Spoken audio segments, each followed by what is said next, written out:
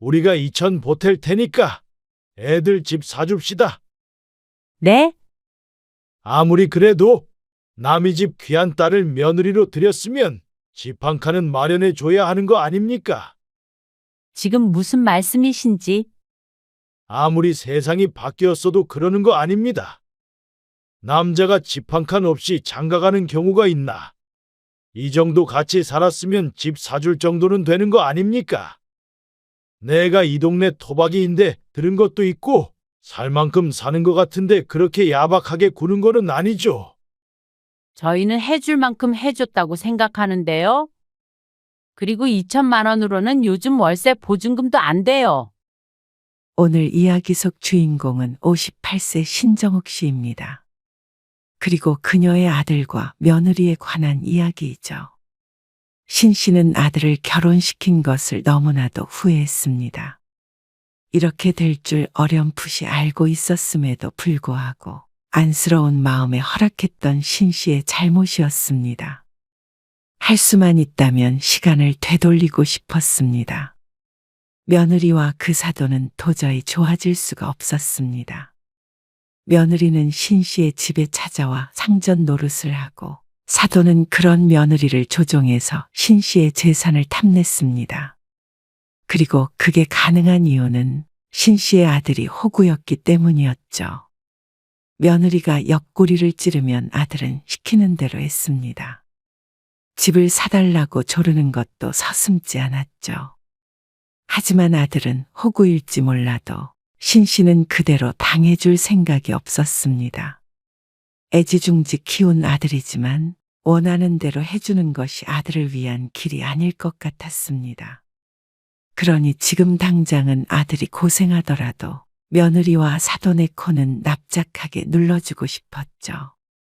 신 씨는 젊었을 적 남편과 힘들게 살다가 식당을 차렸고 운이 좋아 삶이 크게 바뀌었습니다.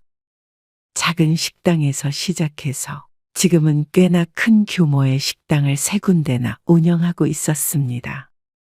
매운 갈비찜을 파는 식당인데 인근에서는 모르는 사람이 없을 정도였습니다. 그 정도가 되니 아주 큰 부자는 아니더라도 충분히 넉넉하게 먹고 살 수가 있었습니다.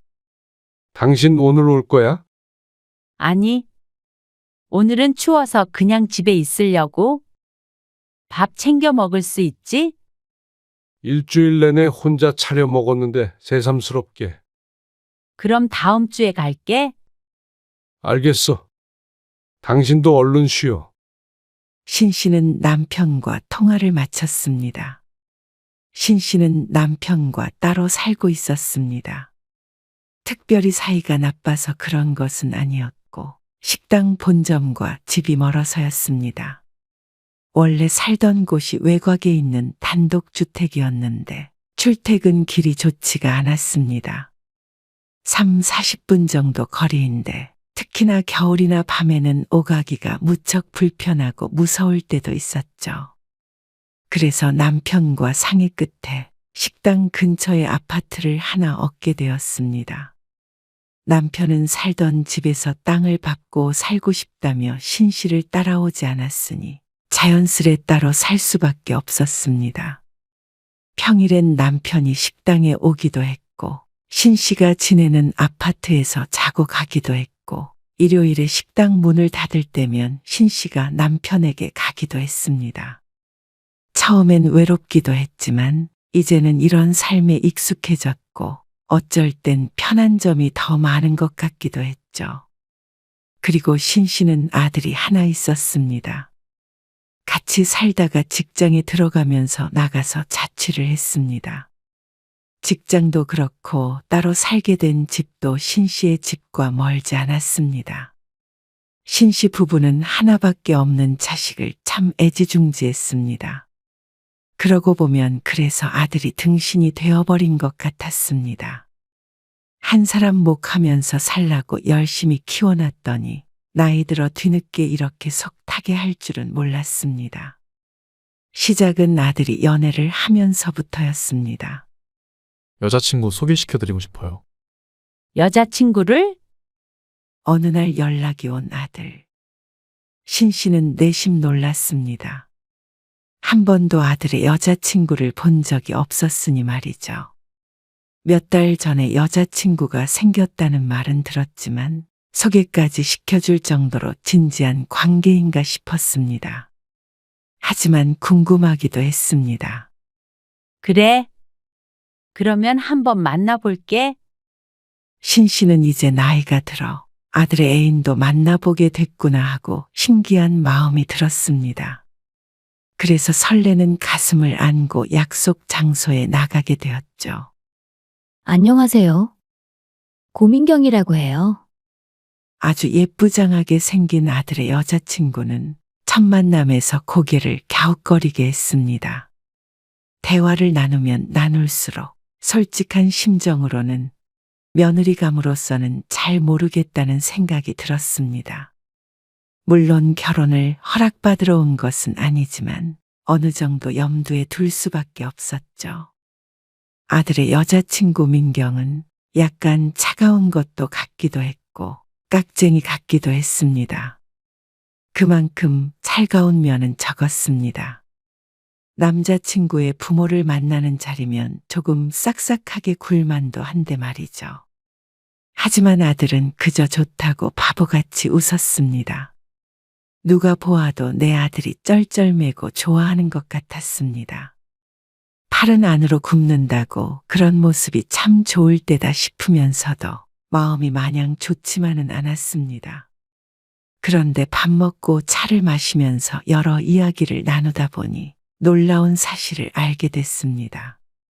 아, 부모님이 거기서 장사하신다고? 네, 알고 보니 민경의 부모님은 신 씨가 아는 사람이었습니다. 직접적인 친분은 없었지만 한 달이 건너서 아는 사이였습니다. 그리고 민경의 부모님을 아는 것은 신 씨뿐만이 아닐 것이었습니다. 그만큼 지역에서 무척 유명한 사람들이었습니다.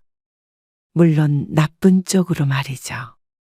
특히나 아버지 되는 사람은 금전적으로 신용이 좋지 않아 적이 많았고 그만큼 알아주는 싸움달기였습니다. 이건 신 씨의 표현이 아니라 주변 사람들이 수군대는 별명이었죠. 그리고 여자 쪽도 크게 다르지 않았습니다. 아들의 여자친구 앞에서는 티내지 않았지만 속으론 꽤나 당황스러운 상태였습니다. 아주 큰 도시는 아니어도 작은 동네가 아닌데 이런 식으로 만나게 될 줄은 몰랐습니다. 사실 전에 들은 이야기만 하더라도 아들을 못 만나게 할 이유가 충분했습니다. 하지만 연애한 지 얼마 안 된 젊은 남녀를 갈라놓을 자신이 없었습니다. 결혼을 하겠다고 한 것도 아닌데 괜히 자신이 불을 질러 놓을까 싶어서 잠자코 있었습니다. 그래서 별말 없이 차를 마시고 기분 좋게 헤어졌습니다. 겉으로만 좋았던 것이었어도 말이죠. 그런데 어느 날부턴가 이상한 소문이 들려오기 시작했습니다. 곧 국수 먹는 거야? 그게 무슨 말이야? 동네 친구의 뜬금없는 질문에 신 씨가 눈썹을 올리자 왜 숨기냐며 팔꿈치로 신 씨를 툭 밀었습니다. 소문이 파다한데 뭘 내숭이야? 아니, 그러니까 뭐가? 아들내미 결혼한다면서. 뭐? 우리 아들? 아니야? 다들 그러던데 미담집 아들 결혼한다고. 나도 모르는데 내 아들이 결혼을 해? 그런데 친구의 입에서 나오는 이름에 신 씨도 깜짝 놀라게 됐습니다. 아들의 여자친구 부모의 이름이었습니다. 아니, 둘이 만난다고는 했는데 그럼 결혼 얘기가 나오긴 했나 보네. 나는 들은 적 없어. 신 씨가 인상을 쓰며 말하자 친구가 머뭇거리며 말을 이었습니다. 나는 그런 줄 알고. 어쩐지 좀 이상하다고는 생각했어. 사실 이런 말까지는 안 하려고 그랬는데 말이 많어. 무슨 말? 아니, 그쪽에서 소문을 엄청 내는 것 같더라고. 영진이가 미담집 외동아들인데 이 집 재산이 많으니까 다 자기 사위 거라고 그러면서 말이야. 그리고 사위 거면 자기 딸내미 거나 마찬가지라고. 자기들도 이제 팔자 폈다고 아주 동네방네 떠들고 다니는 모양이야. 그래서 나는 영락없이 결혼 날짜 잡힌 줄 알았지. 기가 막힌 이야기였습니다. 얘기를 들어보면 신 씨의 아들이 곧 식이라도 올릴 것 같았습니다. 그리고 그 부모라는 사람들은 신 씨의 재산에 아주 지대한 관심이 있어 보였고 말이죠. 소문이라는 것이 건너 오다 보면 와전이 되기 마련이지만 어쨌거나 당사자 귀에까지 들릴 정도면 아니 땐 굴뚝은 아닐 게 분명했습니다. 솔직히 신 씨에게 좋게 들리진 않았습니다. 신 씨도 그 부모에 대해서 어느 정도 알고 있기 때문에 마음에 차지 않았는데 이런 말까지 돈다고 하니 색안경을 끼고 볼 수밖에 없었습니다. 딸을 시집 보내서 팔자를 고치려 하는가 싶기도 했습니다. 물론 신 씨의 재산이 나중엔 결국 외아들인 영진에게 가긴 하겠지만 그걸 가지고 남이 왈가왈부하는 것이 기분 좋을 리가 없었습니다.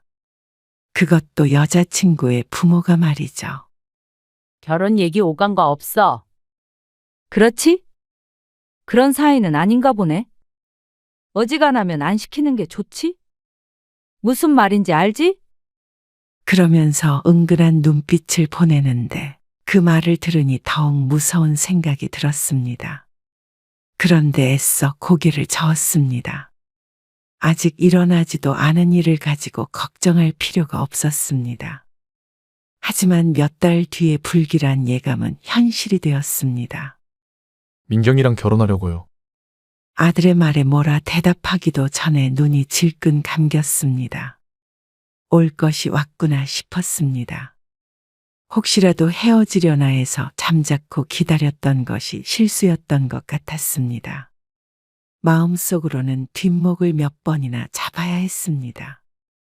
너무 이른 거 아니니? 아들의 나이가 28이었습니다. 여자친구 민경은 27이었고 말이죠. 요즘 사람들이 결혼하는 나이로 치자면 한참 빠른 편이었습니다. 하지만 아들은 이르다고 생각하지 않는 모양이었습니다. 28이면 이른 거 아니죠. 제 친구들 중에서도 결혼한 애들 있어요. 그건 다들 속도 위반으로 한 것이었는데 왜 그쪽에 비교를 하는지 몰랐습니다. 꼭 지금 하고 싶어요. 아들은 막무가내였습니다. 지금이 아니면 안 될 것처럼 구는 게 이상할 정도였습니다. 올해 지나기 전에 가을에 식 올리려고 해요. 왜 그렇게 급하게 해? 저 민경이 놓치면 못 살아요. 아들은 안달이 나 보였습니다. 무엇도 아들을 막을 수 없을 것 같았죠. 그러니 남편도 상황은 다 알고 있었지만 체념을 한 듯 했습니다. 그렇게 결혼을 하고 싶다는데 어떻게 해? 원하는 대로 시켜야지. 다 큰 놈인데 알아서 잘하겠지 뭐. 젊은 사람들이 부모가 반대한다고 안 해? 지금 직장 들어간 지 얼마 되지도 않았는데 좀 도와줘야지 뭐. 그리고 요즘엔 다 반씩하잖아. 하지만 신 씨는 돈이 문제가 아니었습니다. 솔직한 심정으로는 며느리감도 마음에 차지 않았고 그 부모는 더욱 싫었습니다. 왜 하필 그런 집과 사돈을 맺어야 하나 싶었습니다. 하지만 자식 이기는 부모가 어디 있을까요? 결국엔 아들의 뜻대로 상견례를 하게 되었습니다.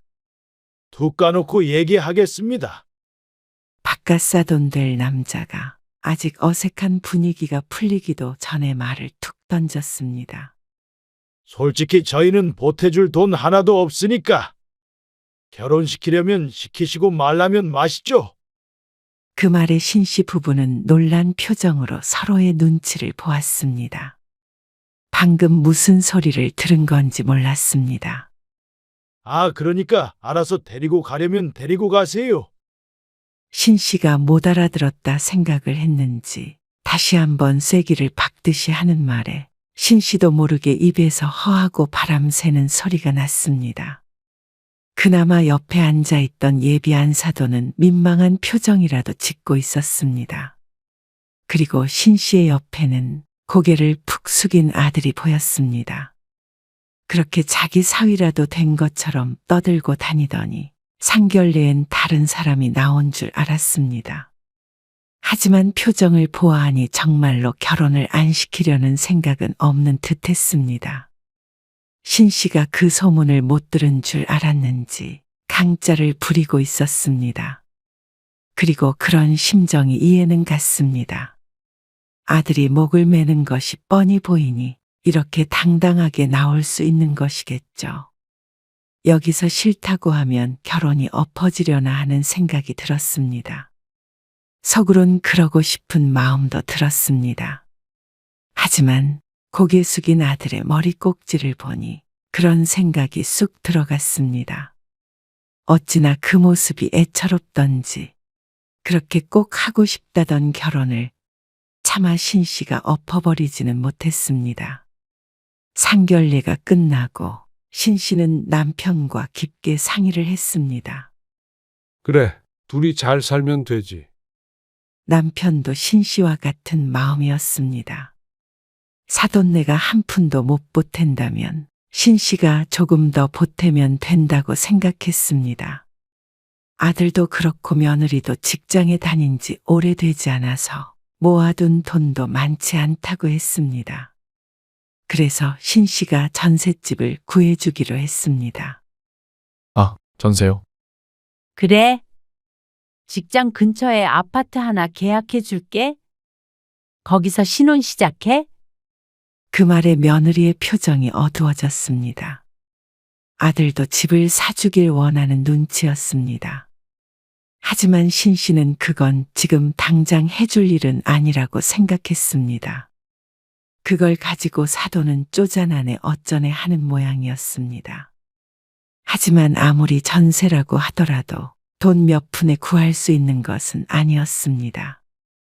그런데도 10원 한 장 안 보태면서 뭐가 쪼잔하다는 것인지 몰랐죠. 신 씨는 아들네가 착실하게 돈을 벌어서 차차 넓혀갔으면 했습니다. 성실히 살길 원해서 그런 것도 있었지만 들어온 소문 때문이라도 덜컥 집을 사줄 생각은 들지 않았습니다. 나중에 후회할 일을 만들지 않으려면 말이죠. 그래서 전셋집도 신 씨의 이름으로 계약했습니다. 그리고 돈을 모아서 집을 살 때쯤에는 전세금을 빼서 아들에게 주기로 약속했습니다. 나름대로 머리를 쓴 것이었는데 시간이 지나자 이날의 결정이 얼마나 다행이었는지 몰랐습니다. 결혼을 하고 아들과 며느리는 꽤나 자주 신 씨의 집에 찾아왔습니다. 처음에는 결혼 후에도 가깝게 지내는가 싶어서 반가웠는데 나중에는 다소 부담스러웠습니다. 아들 때문이 아니라 며느리 때문이었습니다. 며느리라는 존재가 참 편한 존재는 아니었습니다. 밥을 차리는데도 신경을 많이 써야 했고 어떻게 대해야 할지 몰랐습니다. 그런데 며느리는 스스로 상전이 되기로 한 것 같았죠. 식당으로 오는 게 아니라 꼭 신 씨가 퇴근한 뒤에 집으로 왔는데 오면 무조건 저녁을 얻어먹었습니다. 일하고 와서 밥 차려주는 것도 힘든데 아들도 며느리도 손 하나 까딱하지 않았습니다. 며느리가 와서 꼭 일을 해야 하는 것은 아니지만 예의상이라도 설거지 하겠다는 소리를 한 번 하지 않았죠. 자신들이 원할 때 들러서 소파에 가만히 앉아 있다가 신 씨가 차려주는 밥을 먹고 돌아갔습니다. 어머님, 저희 반찬 좀 싸주세요. 무슨 반찬? 그냥 밑반찬들이요. 집에서 먹게. 그리고 갈 때는 야무지게 반찬도 싸갔습니다. 그런 식으로 거의 1, 2주에 한 번씩은 왔습니다. 남편도 따로 사는 마당에 누군가의 밥을 챙겨주는 것도 무척 귀찮고 힘든 일이었습니다. 그리고 평생 식당을 하다 보니 오히려 신 씨는 집에서 대충 먹고 말았습니다. 하지만 아들 며느리가 오면 이것저것 해서 갖다 바쳐야 하니 그렇게 반갑지만은 않게 되었죠. 너희들 자주 안 온다고 뭐라고 안 하니까 이렇게 계속 찾아올 것 없어. 그냥 저희가 오고 싶어서 오는 건데요. 일도 바쁘잖아. 그리고 신혼인데 너희끼리 있어야지. 왜 자꾸 와? 저희가 오는 게 싫으세요. 아들에게 돌려 말했지만 알아듣지 못하고 어리둥절해 했습니다. 이러면 신 씨가 좋아할 줄 안 모양이었습니다. 그런데 이렇게 자주 찾아오는 이유가 있었습니다. 그게 당연한 일이었습니다. 아무리 신 씨가 해준 밥맛이 좋아도 며느리가 시집에 이렇게까지 찾아오는 걸 반길 리가 없었습니다. 여느 때처럼 아들네가 찾아와서 밥을 얻어먹고는 소파 앉아서 쉬고 있었습니다. 언제쯤 가나 싶어서 거실에 함께 앉아 있다가 일어나 부엌으로 향했습니다. 물을 한 잔 마시고 있는데 며느리가 속닥거리는 소리가 들렸습니다. 제 딴에는 작게 속삭인다고 한 것 같았는데 그 소리가 부엌까지 미쳤죠. 빨리 말해. 잠깐 기다려. 시간을 좀 두고 말을 해야지. 이 이상 어떻게 시간을 둬? 나 진짜 짜증나려고 해. 알았어. 며느리가 무언가를 말하라고 아들을 다그쳤습니다. 그리고 아들은 쭈구리처럼 며느리에게 대꾸를 했죠. 신 씨는 모른 척하고 다시 거실로 갔습니다. 그러자 아들이 주뼛거리며 신 씨에게 말을 걸었습니다. 엄마, 왜? 우리 아파트 좀 사주면 안 돼요? 뜬금없는 말에 어이없는 표정을 짓자 아들이 며느리의 눈치를 보며 말했습니다. 그래도 내 집 정도는 있어야죠. 너 지금 사는 전셋집 계약한 지 1년도 안 됐어. 그래도 좀 사주면 안 돼요? 니들이 벌어서 사. 사탕 사달라고 떼쓰는 아이 마냥 웅얼거리는 아들이 참 미련해 보였습니다. 며느리는 옆에서 아들에게 계속 눈으로 신호를 보내고 있었고 아들은 신호를 받은 로봇처럼 시키는 대로 말했습니다. 이렇게 미련한 게 내 자식이 맞나 싶었습니다. 그럼 우린 가볼게요. 원하는 바가 이루어지지 않아서 그런지 아들 며느리 둘 다 표정이 좋지 않았습니다. 그러니 금방 자리에서 일어났습니다. 며느리가 먼저 현관문을 열고 나갔고 따라 나가려는 아들의 등짝을 신 씨가 후려쳤습니다. 아, 아들이 작게 비명을 질렀고 신 씨는 그런 아들을 흘기며 말했습니다. 무슨 마누라 눈치를 그렇게 봐? 제발 정신 좀 차리고 살아. 알았다고 중얼거리며 반찬은 챙겨가는 아들. 한심하면서도 참 안쓰러웠죠. 뭐가 부족하다고 그렇게 며느리나 처가에게 휘둘리는지 몰랐습니다.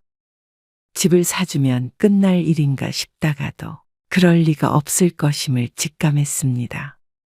정말로 소문처럼 신신의 덕을 봐서 팔자를 펴보려는 생각인지도 몰랐습니다. 갑자기 집을 사달라는 것도 어쩌면 사돈네의 지시가 있었는지도 몰랐습니다.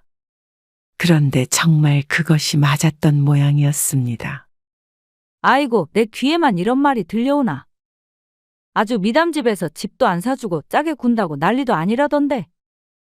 또다시 들려온 소문. 소문의 주인공인 자신에게까지 흘러들어오게끔 동네방네 떠벌리고 다니는 듯했습니다. 아니, 부잣집에 시집 보냈는데 떨어지는 게 하나도 없다고 그렇게 흉을 보더래. 욕심 사납다고. 아무래도 여기저기 자신의 험담을 하고 다니는 모양이었습니다. 역시나 지금 집을 사줘봤자 사돈네에게 흘러들어갈 게 뻔해 보였습니다. 이미 결혼시킨 거 후회해봤자 늦었습니다. 앞으로 뒤통수 맞지 않게 조심해야 할 뿐이었습니다. 그나마 전셋집을 신씨 앞으로 해놓은 게 천만다행인 듯 했습니다. 하지만 속에서는 천불이 났습니다. 어쩌다가 이런 집안과 사돈을 맺었는지 참 인연이 얄궂다고 생각했습니다. 그리고 명절이 되었을 때 집에 온 아들 며느리를 보니 한숨만 나왔습니다. 소파에 며느리가 앉아 있었고 옆에 아들이 딱 붙어서 앉아 있었는데 부부가 아니라 상전과 넷이 같았습니다. 옆에서 거의 수발을 들고 있는 모양새였습니다. 그걸 보고 남편도 혀를 찰 정도였습니다. 저렇게 간이고 쓸개고 다 빼줄 정도로 좋은가 싶었습니다. 하지만 신 씨는 착잡했죠. 바보 멍청이 같은 아들을 보니 명절에 심란하기만 했습니다. 둘 다 똑같이 나이 든 부모를 부려먹기만 하고 가만히 앉아서 받아먹기만 하는데 명절에 힘든 것은 부모뿐이었습니다. 그러면서 집은 사달라니 기가 찰 수밖에 없었습니다. 너희 이제 명절에도 오지 말어. 왜요? 꼴 보기가 싫었습니다. 그냥 여행을 가던지 해. 아니면 처가에만 가던지. 그러자 아들이 애교스러운 목소리로 뭐 화가 난 게 있느냐고 물었지만 해줄 말이 없었습니다. 옆에서 며느리는 아무 생각이 없는 듯 신 씨의 남편이 깎아놓은 과일이나 포크로 찍어 먹고 있었습니다. 그러다 며느리가 팔꿈치로 아들의 옆구리를 찌르는 게 보였습니다. 지시를 받은 아들은 또다시 신 씨에게 물었죠. 근데 엄마, 진짜 안 사줄 거예요? 우리 아파트. 너희가 사라니까? 그럼 차라리 이 집을 우리 주세요. 뭐야? 엄마는 아빠랑 같이 살면 되잖아요. 엄마가 이사를 왜 했는데? 어차피 차 타고 3, 40분밖에 안 걸리는데 따로 사는 것도 이상하긴 하잖아요. 그리고 혼자 지내시는 것도 무섭지 않으세요? 출퇴근 문제 때문에 어쩔 수 없이 따로 사는 걸 뻔히 알면서도 아들은 이 집이라도 달라고 우겼습니다. 구구절절 준비해 온 말을 하며 신 씨를 설득하려 들었습니다. 신 씨는 과일을 먹던 포크를 탁 하고 테이블에 내려놓았습니다. 너희 또 그런 얘기 할 거면 오지 마. 아, 엄마. 그 전셋집도 2억 5천이야. 그게 적은 돈이니? 그건 아니지만 내 집은 아니잖아요. 그러니까 집을 사고 싶으면 너희가 벌어서 사라니까 그러네. 아니, 우리도 애를 갖고 하려면 민경이도 곧 일을 그만둬야 하는데 언제 모아서 언제 집을 사요? 요즘은 다 맞벌이 하면서 잘만 낳고 키워. 다 먹었으면 일어나라. 엄마, 한 번만 더 와서 내가 차려준 밥 먹고 반찬 챙겨가고 이렇게 소파에서 뒹굴거리면 다시는 못 오게 할 테니까 그런 줄 알아. 신 씨가 윽박을 지르자 아들 며느리가 후퇴했습니다. 이번엔 반찬도 안 들고 도망가듯이 돌아갔죠. 속상해하는 신 씨를 남편이 위로했습니다. 그래도 남편조차도 집을 사주라는 소리는 하지 않았습니다. 어떻게 될지 불보듯 뻔했으니 말이죠. 그런데 명절이 끝나고 며칠 되지 않아 바깥사돈에게서 전화가 왔습니다. 아니, 무슨 일로? 이렇게 통화를 해본 적도 없기에 어색하게 대꾸했더니 또다시 인사말은 없고 용건만 내뱉는 바깥사돈.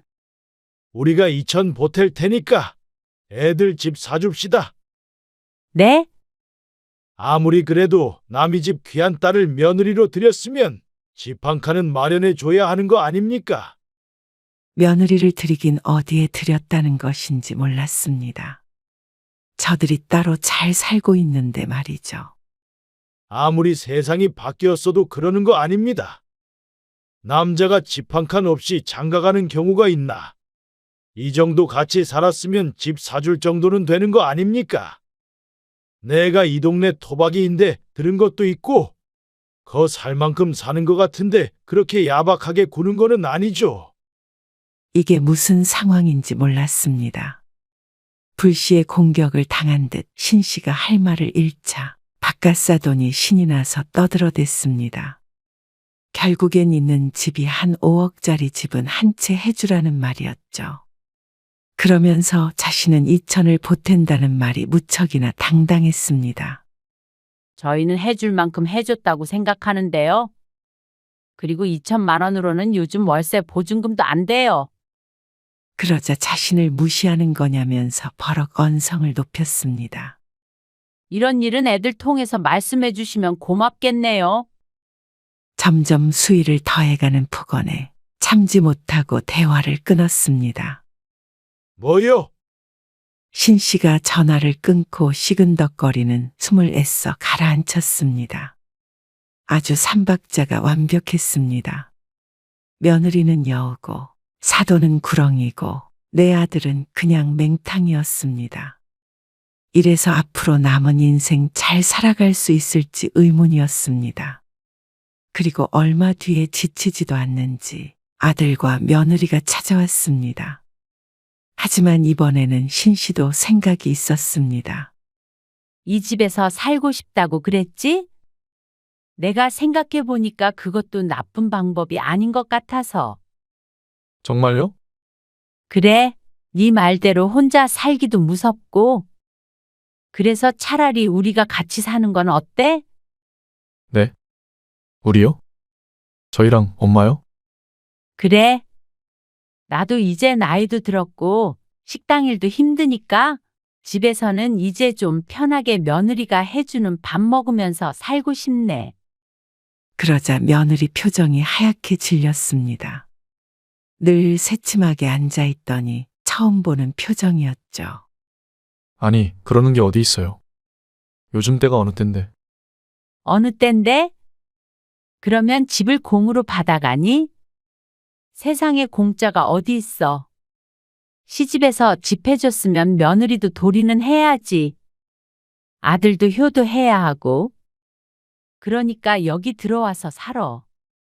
신 씨의 말에 이 집을 달라는 말은 쏙 들어갔습니다. 그게 싫으면 나도 더 이상 할 말 없어. 다른 집은 사줄 생각 없으니까. 그리고 너희 지금 살고 있는 곳도 말이야. 생각해보니까 공짜로 줄 이유가 없는 것 같아? 월세를 내던가 전세금을 주던가 해. 네? 진짜 왜 그러세요? 아들이 거의 울 것처럼 따져 물었습니다. 이제는 이 집에 찾아오지 말고 계좌이체만 해. 진심으로 하는 말씀이세요?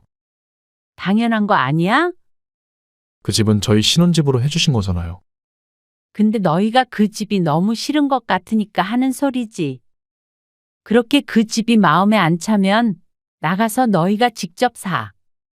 며느리가 하도 찔러대는 통에 아들의 옆구리엔 구멍이라도 날 것 같았습니다. 어쩜 저렇게 얌체 같은 며느리가 있나 싶었습니다. 결혼한 지 얼마나 됐다고 시집에서 돈 뜯을 궁리만 하는지 몰랐습니다. 그러면 차라리 시부모에게 잘해서 마음을 움직여야지. 상전 노릇은 상전 노릇대로 하고 아들을 꼬셔서 쉽게 얻어가려고만 했습니다. 그 속셈이 뻔히 보이니 며느리가 곱게 보이지 않았습니다. 아들이 모자란 것은 말하면 입만 아프고 말이죠. 이쯤 되니 아들에게는 안 주는 것이 아들을 살리는 길이라는 생각마저 들었습니다. 그러니 난리가 났습니다. 살던 집에서마저 쫓아낼 것처럼 군이 사돈네도 열이 받은 것 같았습니다. 이혼을 시키네 만회한다는 소문이 또다시 귓가에 전해졌습니다. 하지만 조금도 위협이 되지 않았습니다. 아들만 괜찮다면 솔직히 그 편이 아들의 인생에 낫다고 판단됐습니다. 신 씨가 눈 하나 깜빡하지 않자 나중에는 아들 며느리가 찾아와서 사과를 했습니다. 그냥 그 집에서 살게요. 근데 그 전세금은 나중에 주시는 거 맞죠? 그제서야 신 씨의 명의로 계약한 집이 마음에 걸리는 듯했습니다. 그냥 사는 게 어디 있어. 최소한 월세는 내고 살아야지. 월세요? 그 집 정도면 100만 원 정도는 줘야 하지 않을까 싶은데. 아, 정말 왜 그러세요? 하지만 신 씨는 번복할 마음이 없었습니다. 나중에 신 씨 부부가 죽는다면 하나밖에 없는 자식에게 남은 재산이 가겠지만 그 전까지는 꼭 쥐고 있을 생각이었습니다. 그나마 돈이 있으니 찾아와서 사죄를 하는 것이지 돈 없는 시집이었으면 어떤 꼴을 당했을지 뻔했습니다. 아니, 애초에 결혼이 성사될 리도 없었겠지만 말이죠.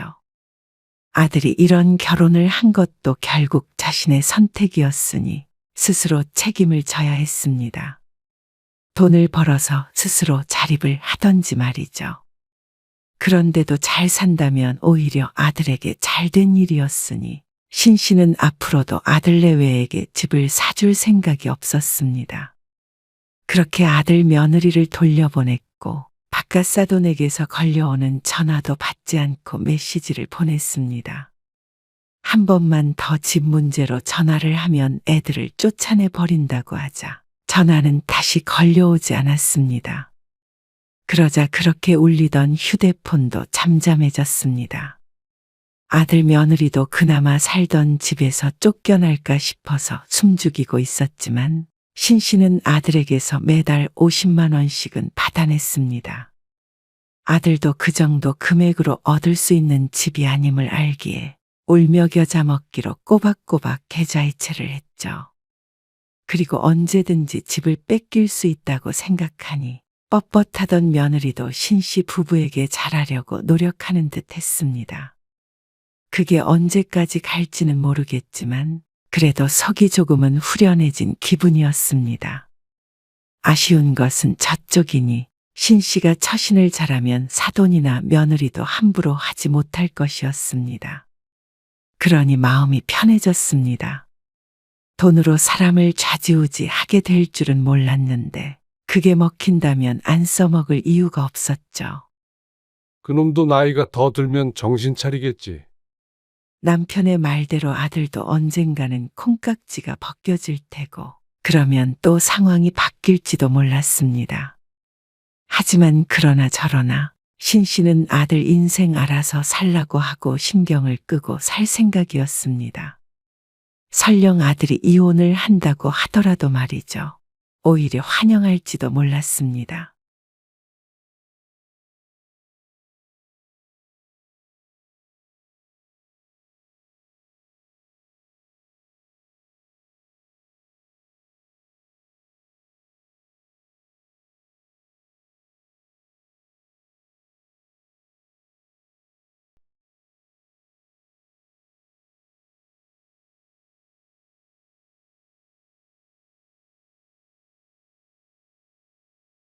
엄마 아빠가 낮에 좀 따뜻하게 있는 게 그렇게 싫었어? 그래봤자 1년 중 서너 달이야. 나도 그러면 할 말 많아. 어떻게 자식이 부모 집에 사는데 관리비를 내라고 해? 다들 그냥 합쳐서 살아. 그리고 자식이 들어와서 모시고 산다고 그러면 오히려 고마워한다고. 함께 살아서 엄마 아빠가 좋은 게 뭐가 있었는데? 추워서 병나고 엄마는 너 수발 들다가 골병 나게 생겼는데. 그리고 네가 우리를 모시고 살아? 입은 삐뚤어졌어도 말은 바로 해야지. 진주 네가 얹혀 사는 거잖아. 그게 그거 아니야? 그리고 엄마 아빠 더 늙으면 누가 돌보는데? 나잖아. 그래. 그리고 더 병들면 요양원에나 넣어놓고 이 집은 네 앞으로 해놓으려는 거지. 이렇게는 더 이상 못 살겠으니까 이만 나가라. 그리고 엄마 아빠 죽어도 너는 한 푼도 받을 생각 마라. 뭐? 고작 보일러 때문에 이러는 거야? 고작 몇만 원 때문에 보일러도 못 틀게 한 네가 할 소리는 아닌 것 같다.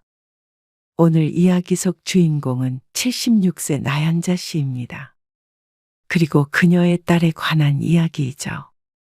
나 씨는 일찍이 자식들을 독립시켰지만 최근 들어 다시 딸과 함께 살게 되었습니다. 나 씨의 아픈 손가락이었죠. 40 넘은 나이에도 아직 미혼인 딸이 나 씨의 집에 들어와 산다기에 반대하지 못했습니다. 늘 혼자일 딸을 생각하니 안쓰럽기도 했고 나 씨 부부도 늙음하게 자식과 함께 지내면 좋지 않을까 생각했죠. 하지만 그게 잘못된 선택이었다는 것을 1년도 안 되어 느끼게 되었습니다. 나 씨는 내 딸이 이런 사람이었나 싶었습니다. 공과금 일부를 부담하게 하니 집을 냉골로 만들어버리는 딸. 찬바닥에서 생활할 부모에 대한 안타까움도 한 점 없는 이기적인 딸을 겪어보니 그동안 나 씨가 딸 걱정을 했던 나날들이 허무했습니다. 이런 자식이 뭐가 그리 예쁘다고 평생 끌어안고 살 생각을 했는지 후회가 되었습니다. 그리고 딸이 나씨의 집에 들어온 이유를 우연히 알게 되자 가슴이 콱 막힌 듯 답답하고 괴로웠습니다. 그래서 나씨는 고민 끝에 딸에게 독립을 요구하게 되었습니다. 나씨는 아들 하나 그리고 딸도 하나가 있었습니다. 나씨 부부는 워낙 힘들게 살아왔기 때문에 자식들은 그 고생을 시키지 않기 위해서 인생을 자식들 교육에 전부 바쳤다고 봐도 과언이 아니었습니다. 그래서 다음 때에서는 좀 더 편히 살 수 있는 환경을 만들어주고 싶었죠. 그래서 나씨 부부는 평생 허리띠를 졸라매고 자식들을 공부시켰습니다. 덕분에 아들도 딸도 우리나라에서 손꼽히는 대학에 들어갔습니다. 당시엔 주변 사람들 모두 부러워했죠. 그래서 나씨 부부의 뜻대로 자식들은 좋은 직장에 들어가서 앞으로 별 탈만 없다면 먹고 사는데 큰 걱정은 안 하고 살 수가 있었습니다. 그렇게 자식들을 키워내는 동안에는 나씨 부부의 노후 대비는 늘 이순이가 되었습니다. 그래서 자식들이 크고 나서야 뒤늦게 돈도 모으고 미래 대비를 조금씩 할 수가 있었습니다. 그러니 자식은 모두 잘 됐지만 나씨 부부의 인생이 극적으로 바뀐 것은 아니었습니다. 하지만 그래도 나씨 부부는 마냥 좋았습니다. 인생과 맞바꿔서라도 자식들이 잘 되길 바랬으니 말이죠. 다행히 그걸 자식들도 모르지 않는 것 같았습니다. 저 내년쯤에 식 올리려고 해요. 정말? 너무 잘 됐다. 아들이 31가 되자 만나던 아가씨와 결혼을 하겠다고 했습니다. 3년 정도 교제를 했기 때문에 나씨도 잘 알고 있었습니다. 그래서 나씨도 남편도 아들의 결혼 소식을 무척 반겼습니다.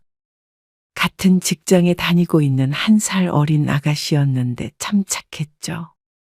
하지만 아들에게 그 이야기를 들은 나씨 부부는 그때부터 고민이 커졌습니다.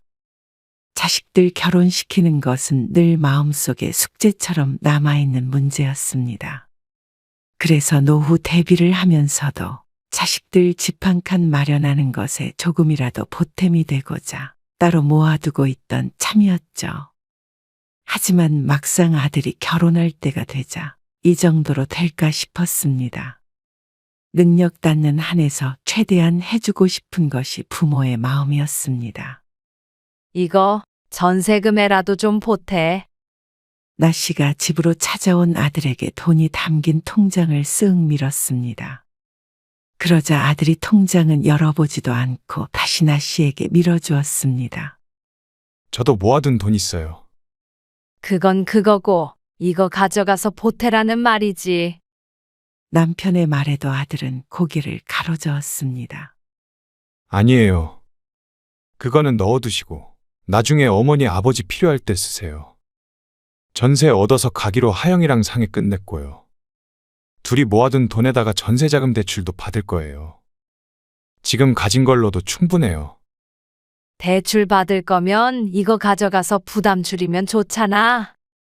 아니요. 저희가 능력이 없는 것도 아니고. 하영이도 저도 돈 잘 벌어요.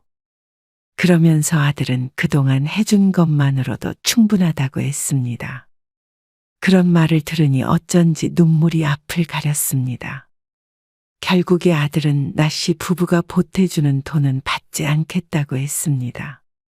그렇다고 처음 자식을 결혼시키는데 아무것도 안 해줄 수는 없었습니다. 예물도 알아서 하겠다는 아들을 설득해서 며느리에게 해주는 것만큼은 빠짐없이 해주었습니다. 아들이 부모의 노후를 걱정하기는 하지만 나씨 부부는 자식들 결혼을 못 시킬 정도는 아니었습니다. 노후는 어느 정도 해놓은 상태였습니다. 대출 없는 아파트도 있고 연금도 받고 모아둔 예금도 있었습니다. 큰 일만 없다면 자식에게 손 벌리지 않고 살 수 있었죠. 그렇게 아들이 결혼시킨 지 10년이 넘었지만 그 뒤로 또 다른 결혼식은 없었습니다. 자식이 둘인데 말이죠. 벌써 큰 손주는 중학교에 들어갈 나이가 되어가는데도 불구하고 2살 터울의 딸은 아직까지 미혼이었습니다. 이제 41가 된 딸도 한때는 결혼을 약속한 사이가 있었습니다. 하지만 당시 결혼 이야기가 나오다가 헤어진 뒤로는 한 번도 결혼 소식은 없었습니다. 그 사이사이에 만나는 사람들은 있었던 것 같지만 그게 결실을 맺지는 못한 모양이었습니다. 40대가 넘어가게 되니 본인도 포기를 한 듯 했고 나씨 부부도 이미 늦었다고 생각했고 마음속에서 어느 정도 단념한 지 몇 년 되었습니다. 이제는 딸은 늘 독신으로 살겠다고 얘기하고 다녔습니다. 오히려 이제는 그게 편하다면서 말이죠.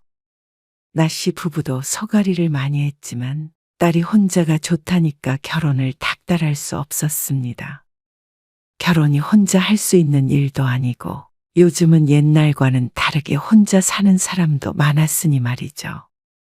딸도 혼자 사는 삶에 만족하는 것 같아서 그걸로 됐다 싶었습니다. 그러던 어느 날이었습니다. 당신 괜찮아? 지금은 괜찮지? 아이고, 이대로 가는가 싶어서 놀랐네. 당신이 놀랐어? 내가 더 놀랐지. 퇴원은 언제 한대? 입원한 지 얼마나 됐다고 벌써 퇴원이야? 아, 답답하니까 그렇지. 어느 날 갑자기 쓰러진 남편. 나씨가 빨리 발견해서 큰일은 없었지만 수명이 10년은 줄어든 기분이었습니다. 천만다행이네요. 아들도 놀라서 달려왔습니다. 아들의 말처럼 천만다행이었습니다. 쓰러지면서 어디를 부딪혔다거나 나씨가 집에 없었더라면 지금 이렇게 마주보고 있을 수 없었을지도 몰랐습니다. 어머니도 건강에 신경 쓰셔야 해요. 그래, 그래야지. 아들 말처럼 나씨 또한 걱정이 되었습니다. 나씨도 이제는 병원에 들락날락해도 이상할 나이가 아니었으니 말이죠. 걱정 말어. 내 건강도 그렇고 아버지도 엄마가 잘 신경 쓸 테니까. 하지만 아들이 걱정할까봐 싶어서 밝게 이야기했습니다. 그리고 딸도 걱정이 됐는지 찾아와서 한참 이야기하다가 돌아갔습니다. 며칠 뒤에 남편이 퇴원한 뒤에 아들과 딸이 아버지 좀 살핀다며 집으로 다시 찾아왔습니다. 함께 식사를 하고 앉아서 얘기를 하는데 딸이 갑자기 직장 얘기를 꺼냈습니다. 엄마, 나 이번에 이직하려고 그러거든. 왜? 지금 회사 좋잖아. 갑작스러운 딸의 말에 나씨가 되물었습니다. 힘들어서 못하겠어. 일이 많아? 당연하지. 그래서 몇 달은 일 쉴 거야. 그리고 나서 조금 더 작은 회사에 들어가던지 하려고. 그래도 괜찮겠어? 어차피 딸린 자식도 없는데 뭘. 스트레스 받아서 더 이상 못 다니겠어. 돈 좀 덜 벌면 어때? 그냥 좀 편히 살래? 어지간하면 다니지 그래. 아무리 자식이 없어도 혼자 살려면 돈이 필요하잖아. 아들의 말에 딸은 아랑곳하지 않았습니다. 그래. 원하는 대로 해야지 뭐. 딸이 알아서 잘 결정했겠거니 싶어서 나씨는 고개를 끄덕였습니다. 그런데 문제는 그것이 아니었습니다. 근데 이참에 이사도 할까 싶어. 이사? 응. 엄마 집으로 들어올까? 벌써 딸이 나가서 산 지가 10년이 넘었습니다. 그런데 갑작스럽게 김 씨의 집으로 돌아오겠다는 말에 조금 당황스러웠죠. 아빠도 이번에 쓰러지기도 했고. 나중에 엄마도 아프면 어떡해? 나도 생각이 좀 많아지더라고. 그것 때문에 들어오겠다고? 우린 괜찮아. 그냥 이래저래 서로 좋지 않을까 싶어서. 나도 혼자 밥 해 먹는 것도 지겹기도 하고. 이직하면 아무래도 경제적으로는 좀 아끼긴 해야 하니까. 너 불편하지 않겠어? 나는 별로?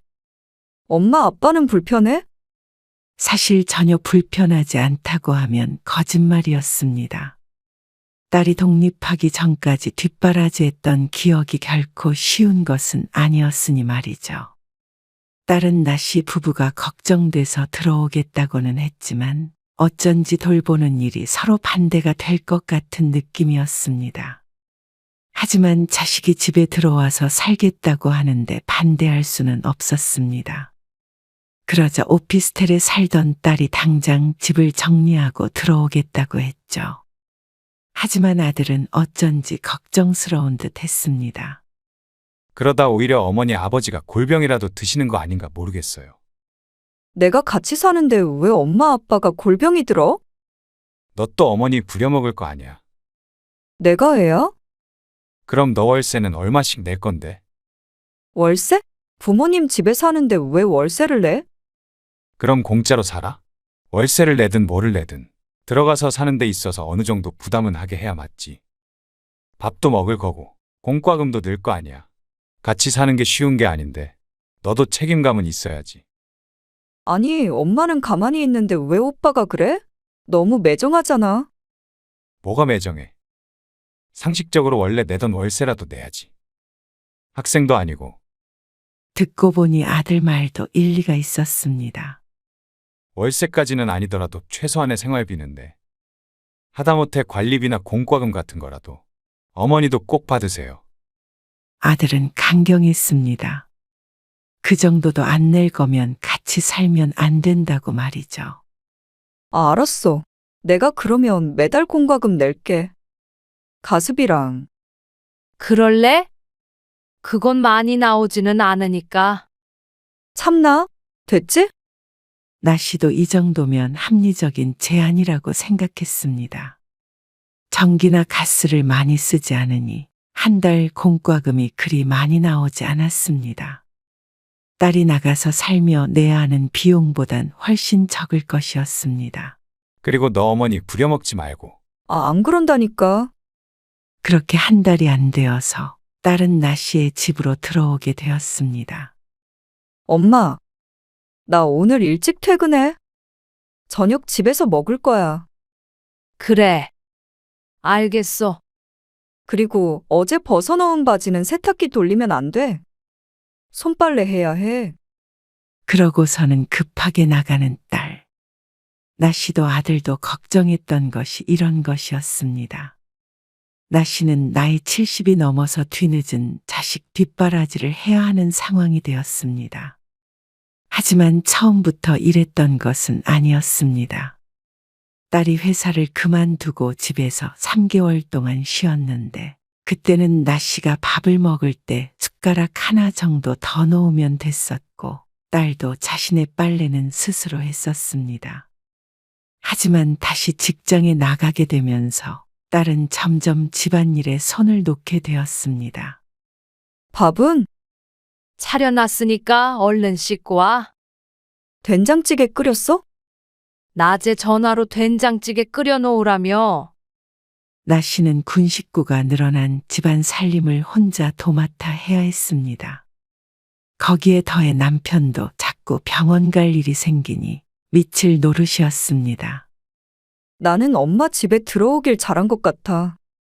딸은 그런 나씨의 속도 모르고 말했습니다. 퇴근 후에 나씨가 차려주는 밥을 먹으면서 말이죠. 이런데 시집은 뭐 하러 가? 그래도 좋은 사람 있으면 가야지. 좋은 사람 없어. 나는 그냥 평생 이렇게 살래. 그러면 살림도 돕고 해. 일하는데 어떻게 거기까지 신경 써? 딸이 결혼을 안 한 것에 대해서는 포기를 했었는데 몸이 힘드니 차라리 시집이라도 갔으면 하는 마음마저 들었습니다. 하지만 딸은 지금의 삶에 무척 만족한 듯 했습니다. 아무래도 아버지 병수발도 나씨가 들고 있고 아직까진 자식으로서 고생스러운 것이 없으니 말이죠. 오히려 나씨가 하지도 않아야 할 고생을 하고 있었습니다. 엄마, 이번 달 전기세 많이 나왔더라. 왜지? 에어컨도 안 틀었잖아. 전기세가 많이 나와? 이것 봐. 작년에 비교했을 때 훨씬 높게 나왔지. 딸이 관리비 고지서를 펼쳐서 손가락으로 어느 부분을 찝었습니다. 그거는 너랑 같이 살기 전이잖아. 아, 그러네. 딸이 민망한 듯 웃었습니다. 아무래도 나씨 부부에 비해서 딸의 전기 사용량이 월등히 높을 수밖에 없었습니다. 아무리 저녁에만 있는다고 하더라도 말이죠. 딸의 방에는 컴퓨터도 있고 이것저것 꽂혀 있는 전기가 많았습니다. 나씨가 빼두려고 해도 딸이 못하게 막았습니다. 그러니 평소보다 높게 나오는 게 정상이었습니다. 딸이 나씨의 집으로 들어온 것이 한여름이었습니다. 당시 처음 나온 관리비를 보고는 딸이 기함을 했던 기억이 있었습니다. 딸은 에어컨을 아끼지 않고 켰는데 딸이 살던 오피스텔과 아파트는 면적이 다르니 나오는 관리비도 크게 차이가 있는 것이 당연했습니다. 전기세도 한몫했고 말이죠. 그 당시에는 펄쩍 뛰며 괜히 합가를 했다고 투덜댄 적이 있었습니다.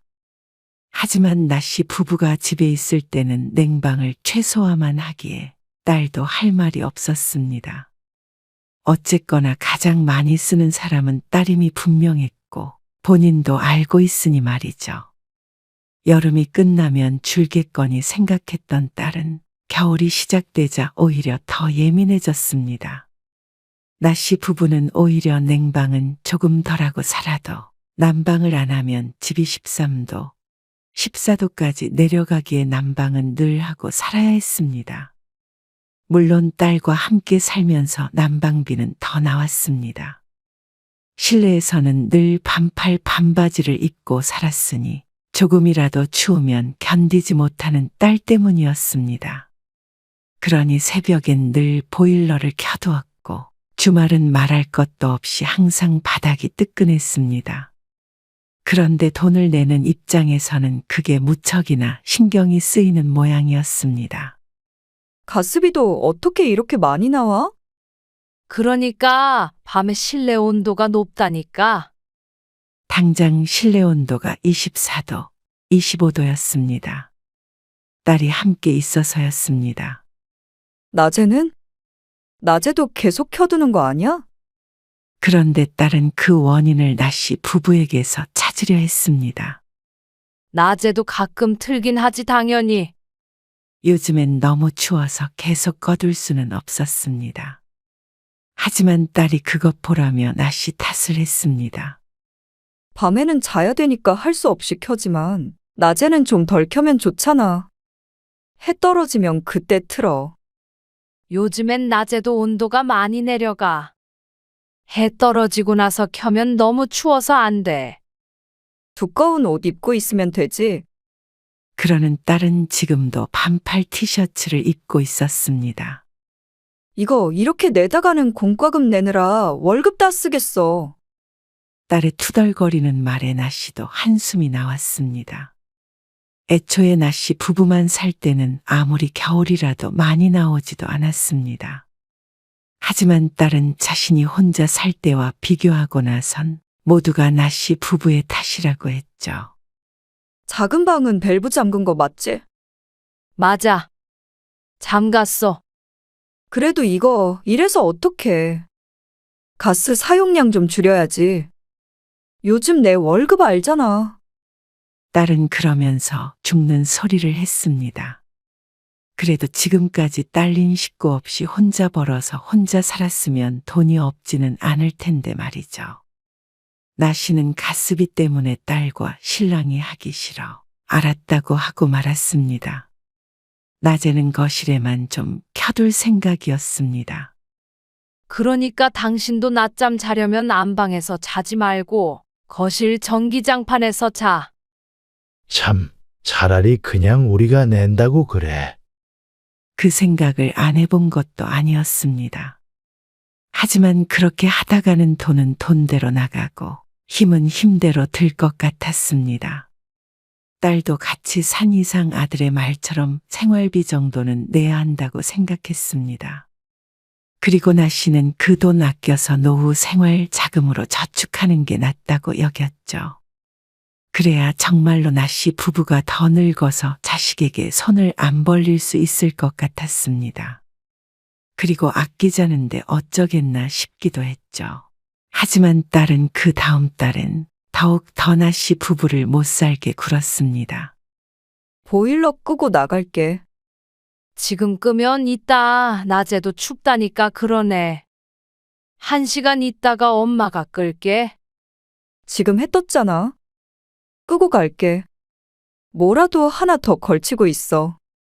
딸은 출근하면서 보일러를 제 손으로 끄고 나갔습니다.